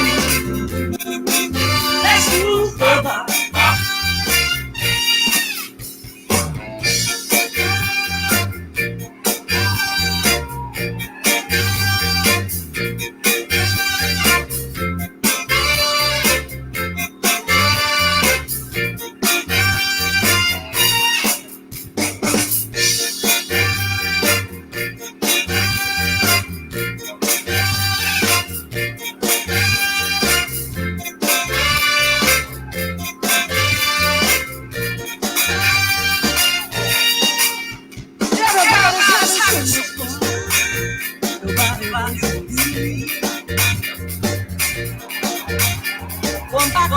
Those old days, yes, all those old memories. I just let you know, all those good old happy times. I'm with you, baby. Just doing about you, baby. Makes everybody feel just right. Let's do the bar. Let's do the bar. Come on now, everybody. Let's do the bar. There's an old school dance show. We're gonna be happy. Let's do the bar, y'all. Come on out here and dance.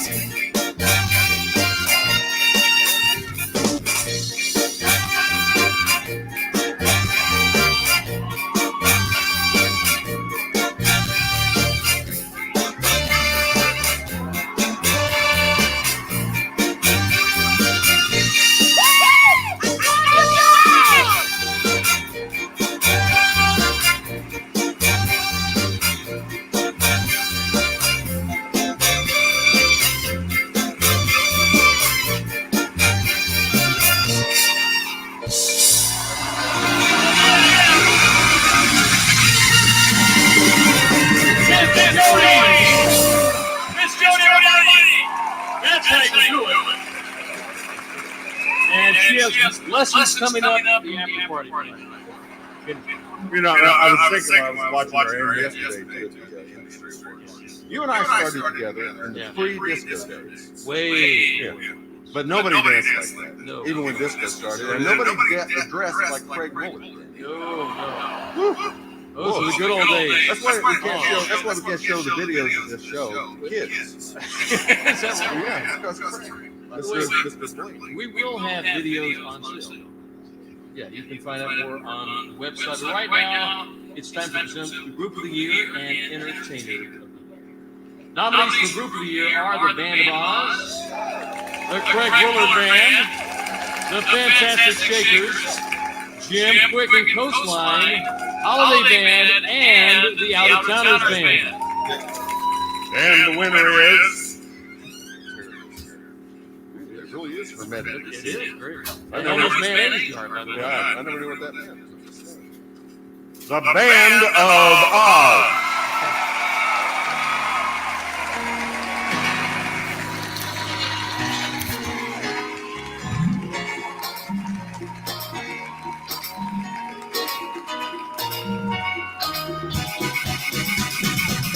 The Band of Oz, by the way, is the band most famous for not having no age discrimination.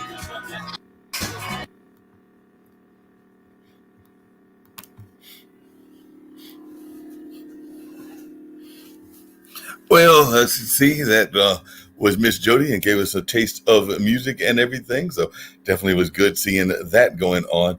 and all. But right now, you're ready to wind down another edition of this particular show, Mullins Music and Memory. So, want to thank folks for joining us here on this show and checking out some of the various things that we've got going on here on a regular basis, and of course, having conversations and a number of other things. So, definitely always good to have these kind of conversations, these kind of amazing things that happen on a regular basis. And don't forget, the online dinner party will be coming your way very shortly. So that'll be coming your way on Wednesday, and I'm looking forward to that being a fun and interesting conversation as well. So that'll be definitely enjoyable, and looking forward to folks joining us at that particular time. But get ready to get on out of here. I've actually got to grab a bite to eat before doing the other podcast. So want to get some food in the old stomach and all of that. So definitely want to check out what's going on in that regards, and definitely get some nutrition and all of that. But definitely want to thank folks for joining us here today, and for joining in the whole conversation that we've had, and a lot of other great things as well. So definitely interesting conversation, and we'll be back with some hopefully amazing guests on next Thursday. I mean, not Thursday, on next Monday, the 19th, when we'll be talking to different people doing truly amazing things, whether that's business coaches, entrepreneurs, or whatever. We're just having a conversation with my person that was driving Dash, and he was talking about how sometimes these orders take too long. And definitely he's even run into a case where a manager was there and the manager was not, they were claiming they didn't have a manager. And that's hard to believe, because every company should have a manager of one sort or another. So that was interesting that he was bringing that up. And I have heard of some of these companies getting in trouble, and some folks not taking orders because the tips are much too low and all of that. So definitely, if you're out there and you're supporting your service industry people, do take care of them. They need the support as well. But right now, let's check out about Sasha Starr and his investing show.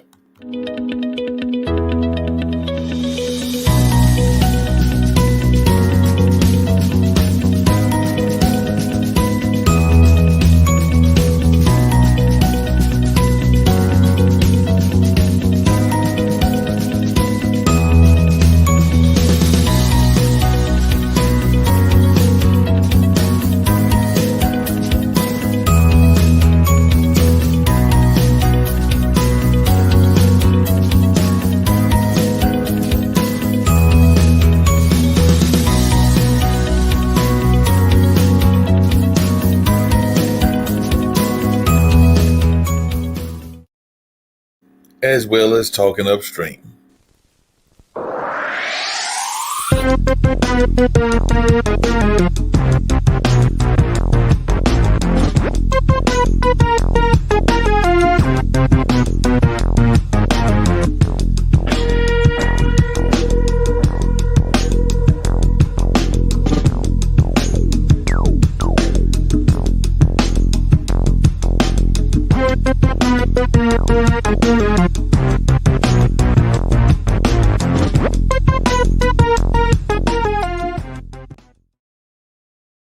You know, there's all kinds of amazing shows that happen here on this network.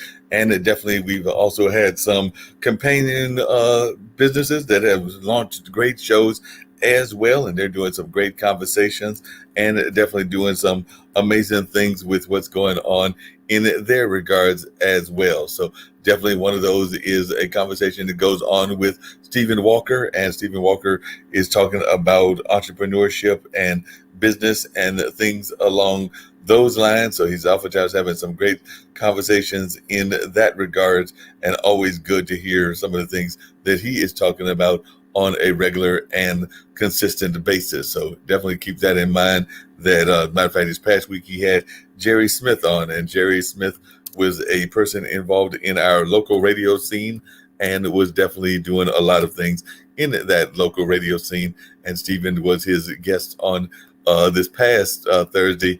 And then, of course, Coco McMillan has had some great guests, as well as has Barbara Smith. So definitely they are part, into some degree, of the IBM TV family as well. So always glad to have great conversations that they are part of, and that they are doing on a regular basis. So definitely keep that in mind, and just follow some of the amazing storylines that they are having on a regular basis also, because like I said, I think that you will learn quite a bit from some of these shows that have been airing on Facebook and some of the other venues that are out there and that are giving us all kinds of great information. I don't always have to be the one doing the interviews. There are other folks that know how to do amazing interviews as well. So always glad to help them by producing some of their shows and some of the things that they have been involved in for a while and all of that. So definitely keep your eyes open on a number of these great conversations that take place on a regular basis. Some of them will be aired at a later time and all of that. So definitely hope that folks will be checking these conversations out, hearing how these conversations are going, and a little bit more about the conversations as they are developed and all of that. So definitely just for you following around on my page and seeing some of the conversations that are taking place and how these conversations are going about. I think you'll learn a lot from a number of these type of shows and all of that. So that being said, I'm gonna let you check out a little bit of what Stephen Walker is all about and some of the things that he shares on his communications and all of that. So definitely he's a good friend, and we've got to talk about doing some amazing things in our community. So I want you to check out a little bit about what Stephen Walker is all about and all of that. So definitely get ready to do that at this particular time. So if you hold on, we'll get ready to check that out, and then you'll be able to see some of the great conversations that go on in that platform as well. So hopefully you will enjoy some of the conversation before we get ready to do our other show, which of course is about the radio audio world and all of that. So hopefully y'all will get a chance to check out some of these things and enjoy some of the conversations as they take place. So I know that a lot of times folks are interested in finding good conversations and enlightening conversations throughout the internet. So we try to do our part here on International Broadcast Media, provided you with great conversations that will interest you and will definitely enlighten you and all of that. So hope folks are out there checking out the various things that are going on in the world and learning more about these amazing conversations that take place on a regular basis. So like I said, I'm hoping that more and more folks will learn about some of these truly amazing things that are taking place in our community, whether that's here in the Durham Raleigh area or whether that's in other parts of the globe as well. So hopefully y'all are checking these things out and having a chance to learn more and more about what's going on in your region, whatever that region might be. So definitely keep that in mind. And we do believe in supporting our fellow folks as well. So not just doing our shows, but also supporting others that are doing great things also. Because I know that I'm oftentimes there helping Jatovi when he is doing the Gamers Den. And the Gamers Den is truly a great show on Thursdays. As a matter of fact, I think we're going to do a pre-recorded interview coming up very shortly and everything. So looking forward to that whole conversation and everything. So it'll definitely be interesting when that takes place. And I can't wait to see when that takes place and how that goes and everything along those lines, because definitely folks are talking about all kinds of things, and I don't know how we got into that particular spot and everything, but it was still interesting. So we'll let that roll for a hot second. It wasn't the one I was looking for, and definitely had nothing to do with Stephen Walker. So we're going to see if we can't find out what's going on in that regards and get to the one that I was looking for and not the one that I wasn't looking for, as the case may be, and all of that. So we'll see if we can't find the correct one and get to that so that y'all can check out a little bit of what it's all about and how it is done by some of the other folks in marketing. As a matter of fact, we had a young gentleman in the marketing space, and that's also the space that Stephen Walker is in. So it's always good when we can connect people as well. So I'm gonna have to find a way to connect Stephen to Aiden, I believe was the young gentleman's name, that is doing marketing as well. So hopefully they can find ways to connect to each other and possibly even do some work together, maybe out of that New York to North Carolina kind of connection. So we'll see if that can transpire and if that can take place in one form or fashion or another. So that's something that I am hoping that we'll be able to make happen in the very near future, that we can get the two of them together so that they can work together and possibly even do some things in a like-minded kind of frame and all of that. So that's one of the things that we're talking about on a regular basis. Look forward to having those conversations and look forward to having many more of these type of conversations on a regular and consistent basis and all of that. So definitely, I know that there have been some great guests that have appeared on the different shows as well as created their own shows also. So definitely always good to have some of these leaders in our community doing great work and all of that. So right now we're going to bring up you a little bit of what Stephen Walker is all about. I think I did find the right one, and it looks like it wants to cooperate now. So we're going to see if it's going to act right or not act right, as the case may be. But right now, this is a little bit about what Stephen Walker is all about with his motivational show.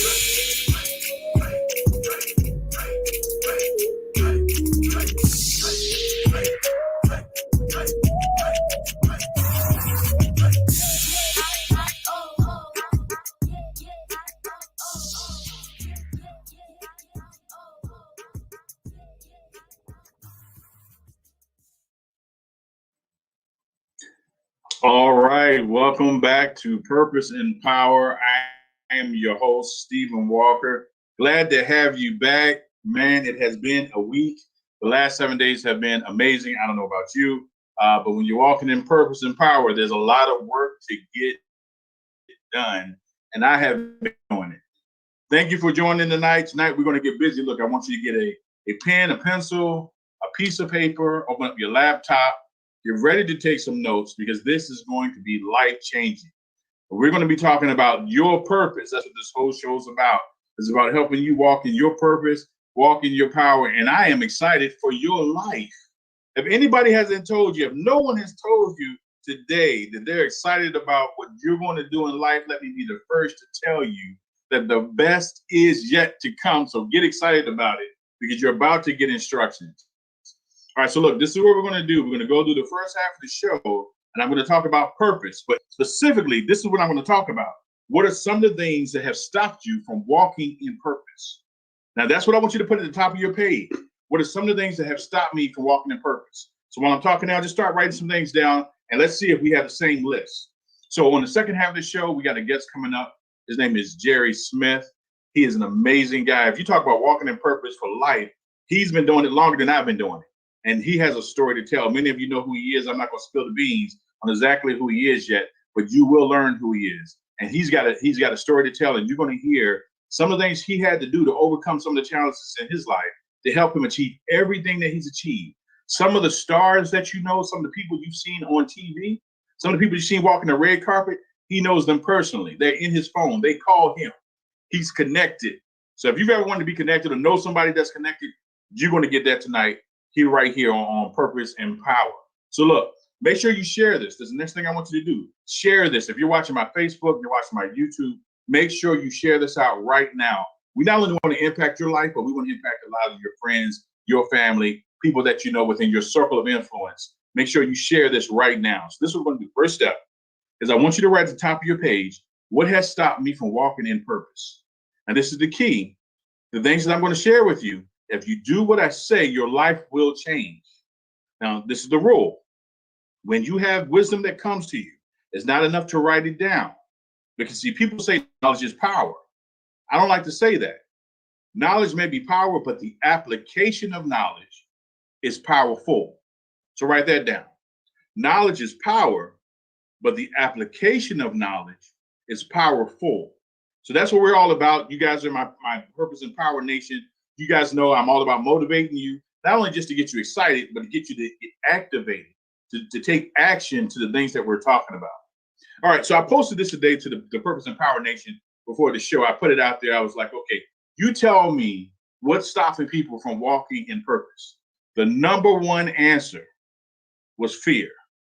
Fear. Write fear down on your paper. Fear, F-E-A-R. It's an acronym for false evidence appearing real. False evidence appearing real. What that means is when you start to do anything that you want to do, that sometimes fear will try to grip you. Fear of the unknown, these challenges that may come that you don't even know what you're getting into. Things will try to come to you to cause you in your mind to stop you from moving in your body to take action, right? Fear is something that has come to get you to come alive. It's not something that you should shy away from. When fear comes, it's time for you to get up and fight. That's what it's all about. Because fear, again, F-E-A-R, is false evidence appearing real. Now, I want you to think back in your life. How many times have you begun to do something and then fear stopped you from even taking the first step? And maybe over time, you realize that every time you tried to do something, whether before you started, fear hit you and you stopped, or whether you said, I'm going to try it, and as you went going, as soon as you got some pushback, fear gripped you and you stopped. Think about how many things you started and stopped. Think about how many things you have never finished because of fear. Guess what? That stops tonight. No longer will we let fear, false evidence, appear real to us. There's this thinking that, the way you perceive a thing becomes your reality. The way you perceive a thing becomes your reality. If you think you can do something, it's true. And if you think you can't, it's true. I want you to think about that. The person who thinks they can do something and the person who thinks they can't are both right. Why? Because they both have limiting beliefs. One is saying, I can't do something. And the other one is saying, I have a belief that doesn't limit me. I'm sorry, they both don't have. Only one has a limiting belief. The other one is saying, I have no limits. To quote Maxine, the great Maxine McCoy, she is limitless. And we are limitless. There's no limits as long as you don't set one for yourself. So if you believe you can do something, it doesn't matter if you fall. It doesn't matter if you get pushed back. It doesn't matter if you stop midstream. It doesn't matter if you lose all your money. Do you know how many people in this world today are millionaires that lost their money and built their empire back up? How many billionaires has done that? How many millionaires and billionaires have filed bankruptcy and they brought it all the way back to the same status or greater? There's laws that are in place to help you achieve as long as you don't give up. The key is not to give up. And so we're talking about those things that maybe stopped you from walking in your purpose. And so Purpose and Power Nation, I'm gonna go to your responses. This is what was said. And I want to give props to Purpose and Power Nation. Tia, she said fear, and fear is failure, fear of failure, and fear of success. Thank you, Tia, for your answer. You're so right. The fear of failing and the fear of success. Which one has challenged you? Think about it. The fear of failure is this. You say, if I try and fail, then people will think bad about me. My family will say, you always are failing. My parents will echo that. Maybe in business, if I try to start in business and fail, I'll lose money. You see, this fear of failure. But remember what I said. Fear is false evidence appearing real. You don't know what's going to happen in the future, because if you did, you'd be a mind reader. But guess what? You're not. No one is. So what you have to do is you have to push past that point of fear and begin trying. It doesn't matter. As a matter of fact, you have to have that attitude. And this is the attitude that I have. You can ask my wife this. I can tell you, if I told you how many companies I've started in my lifetime since we've been married now, this year will be 30 years of marriage. This is my thought. I'm going to try. If others can do it, I'm going to do what they do. I'm going to learn from the best. And if I fail, guess what? I'm going to learn from that. Why did I fail? And I'm going to try again and not make that same mistake. Right? So I don't allow failure to stop me from doing something. I'm going to do it anyway. And if I fail, it's okay. That's like saying, you know what? I'm going to stay at home. I'm not going outside. I am not going outside my house. You know why? Because if I walk down the sidewalk, I might fall.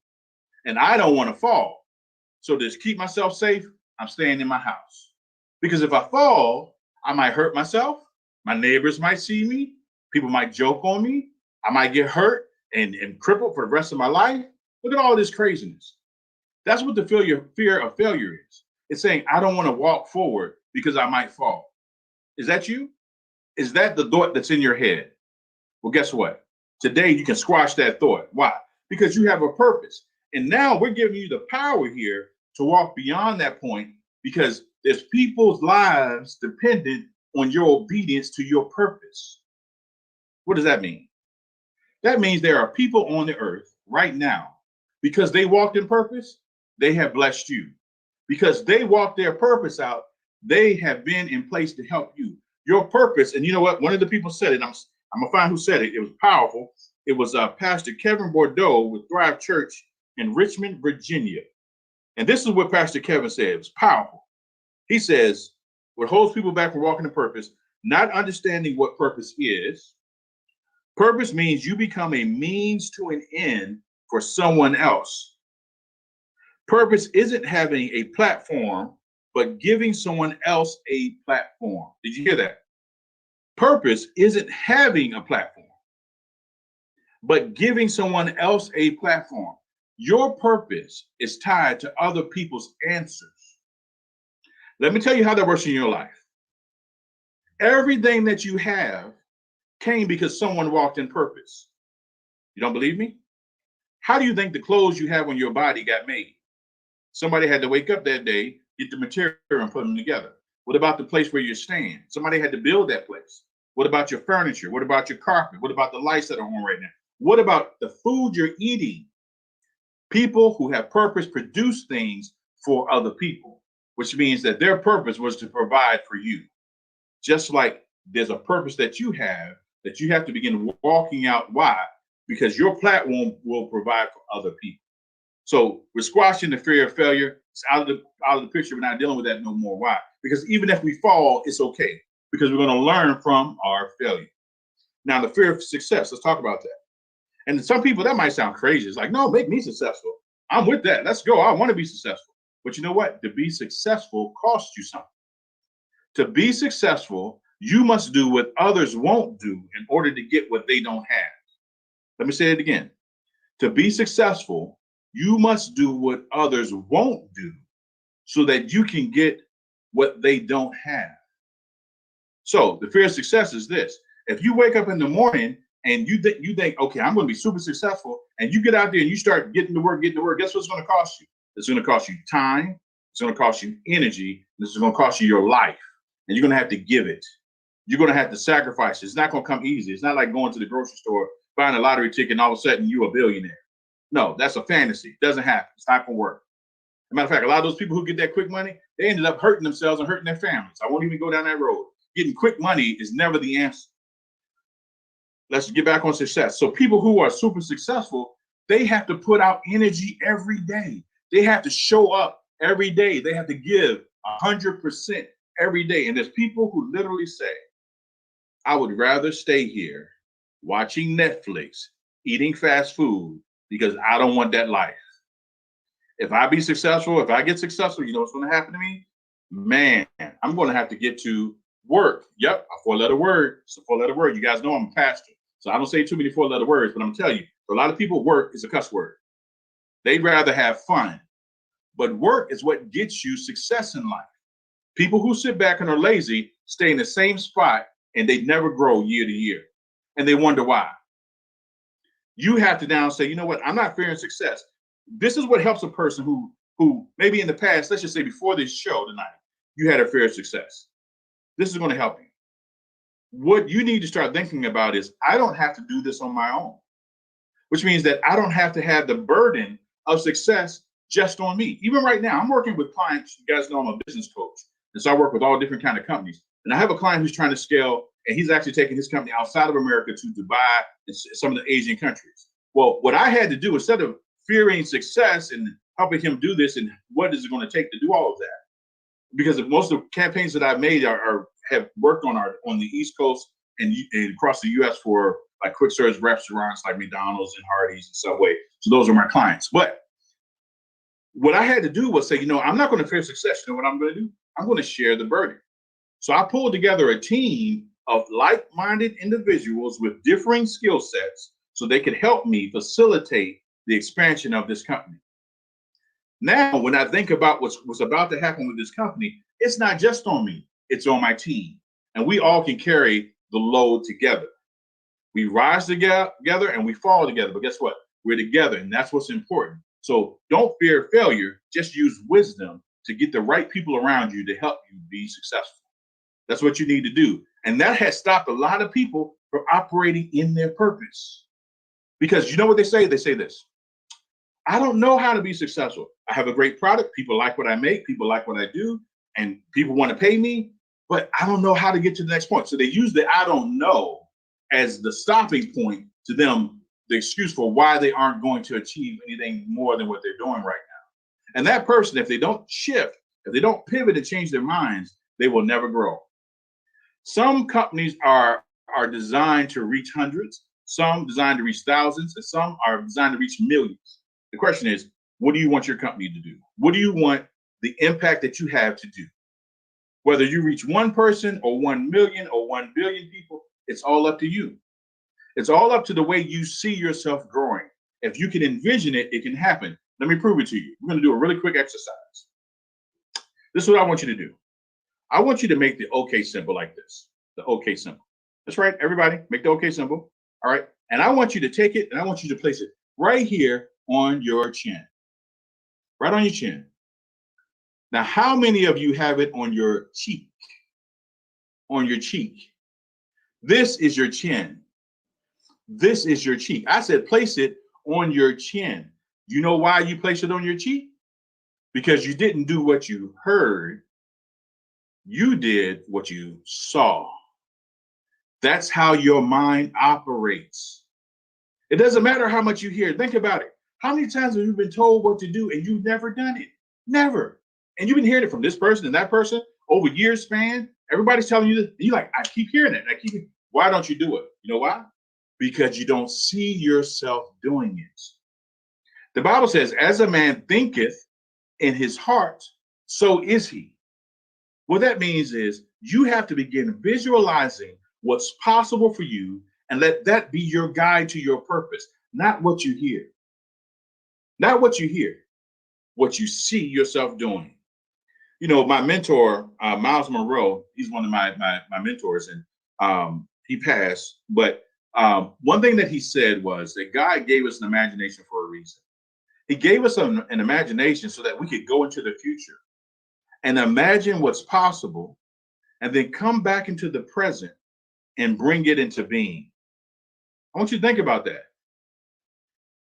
The ideas that we see in this world that manifest were part of people's imaginations that they thought of. Think about it. Walt Disney. Think about it.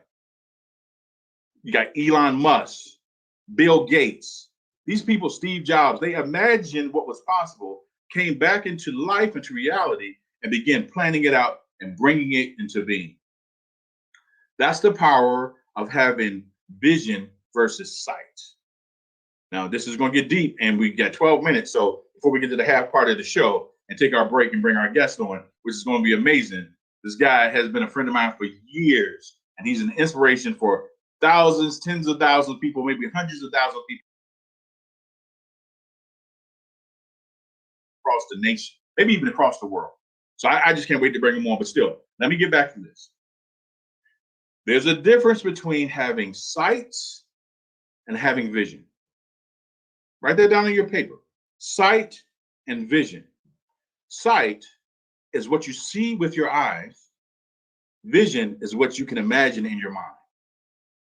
Sight is limiting. Why? Because you can only see so far. I don't care what kind of eyesight you have. You only can see so far, but you know what you can't see? You can't see into time. You can't see into time. But you know what? You can have a vision for what's coming in time. Vision goes beyond sight into the future. When you start to go from saying, you know what, it's not about what I can see with my eyes. And I'll give you another example. I want you to close your eyes. If you're driving, don't close your eyes. But if you're not, I want you to close your eyes and I want you to imagine yourself at your favorite vacation spot. I want you to imagine the weather. I want you to imagine the temperature. I want you to imagine the clothes you have on.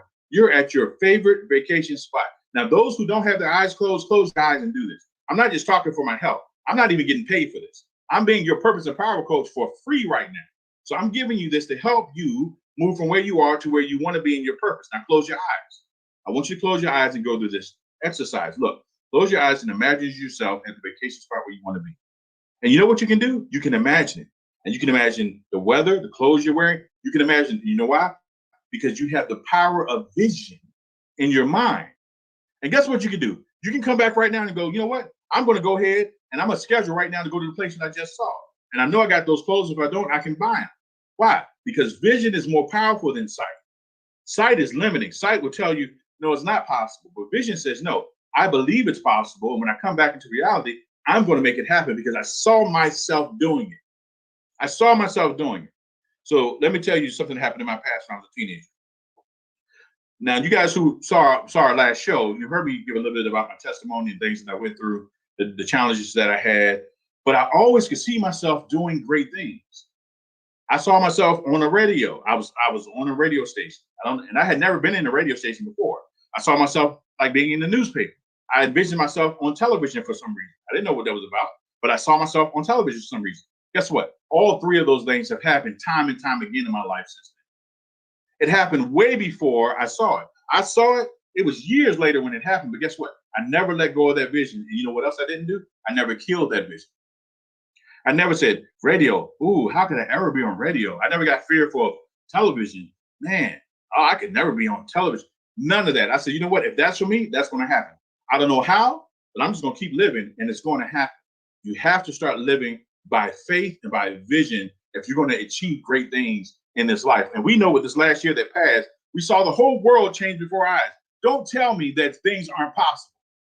Don't tell me that if anything, this last 12 months should have shown you that anything's possible. Whoever would have thought that the entire world would go into their homes and be locked in their homes because of a virus? Whoever thought that not only that, but it would be so bad that people would have to stay in their homes for months on end. No one thought there would be a global pandemic, maybe like in Africa or parts of America, maybe, South America, global. The world is changing. It's time for you to change too. And you better shift or you're going to get left behind. If you don't shift, you're going to be left behind. All right, so let's go to the next thing, purpose. What has stopped you from achieving your purpose? Maybe the next one, coming from Pastor Mark Thomas, is lack of hope and lack of faith. Lack of hope and lack of faith. What that says is presently where you are, you just can't see any way out. Like, I live here. I don't have this. I don't have this. I don't have this. All the I don't have. And that is stopping you from seeing beyond it with vision. You have to begin having hope. If you can see, if other people can achieve it, so can you. Matter of fact, you have to say, if someone can have this, why not me? It's almost like having a jump ball. If they throw the ball in the air and says, get it, you better jump as high as you can get. Don't be saying, well, I'm not going to jump and then complain about it. You have to have hope. Why? Because it's out there for you to get. There is no lack of money. There's only a lack of action. The difference between the haves and the have-nots is because those that have do, and those that don't have do not. You don't believe me? People say, you know what? It's hard for a black person in this world, man. We can't come up. The white man, they're holding us down. They're holding us down. Do you know how many black millionaires were making money even when Jim Crow laws were in the earth? You know how many black millionaires on the planet right now? So don't play the race card just because you want to act like you can't do something. Get out there and do it. I was on a call this morning with a guy. He got to be at least 24 years old. This guy has a company that's worth $200 million. Guess what color he is? He's black. So stop playing the race card. Get up and learn something. Get off your do nothing and do something. I'm done with excuses. You better change your life in order for your life to change. There's women out here who have sat in their home saying, what am I going to do? I got to feed my family. And you know what they did? They made something in their house.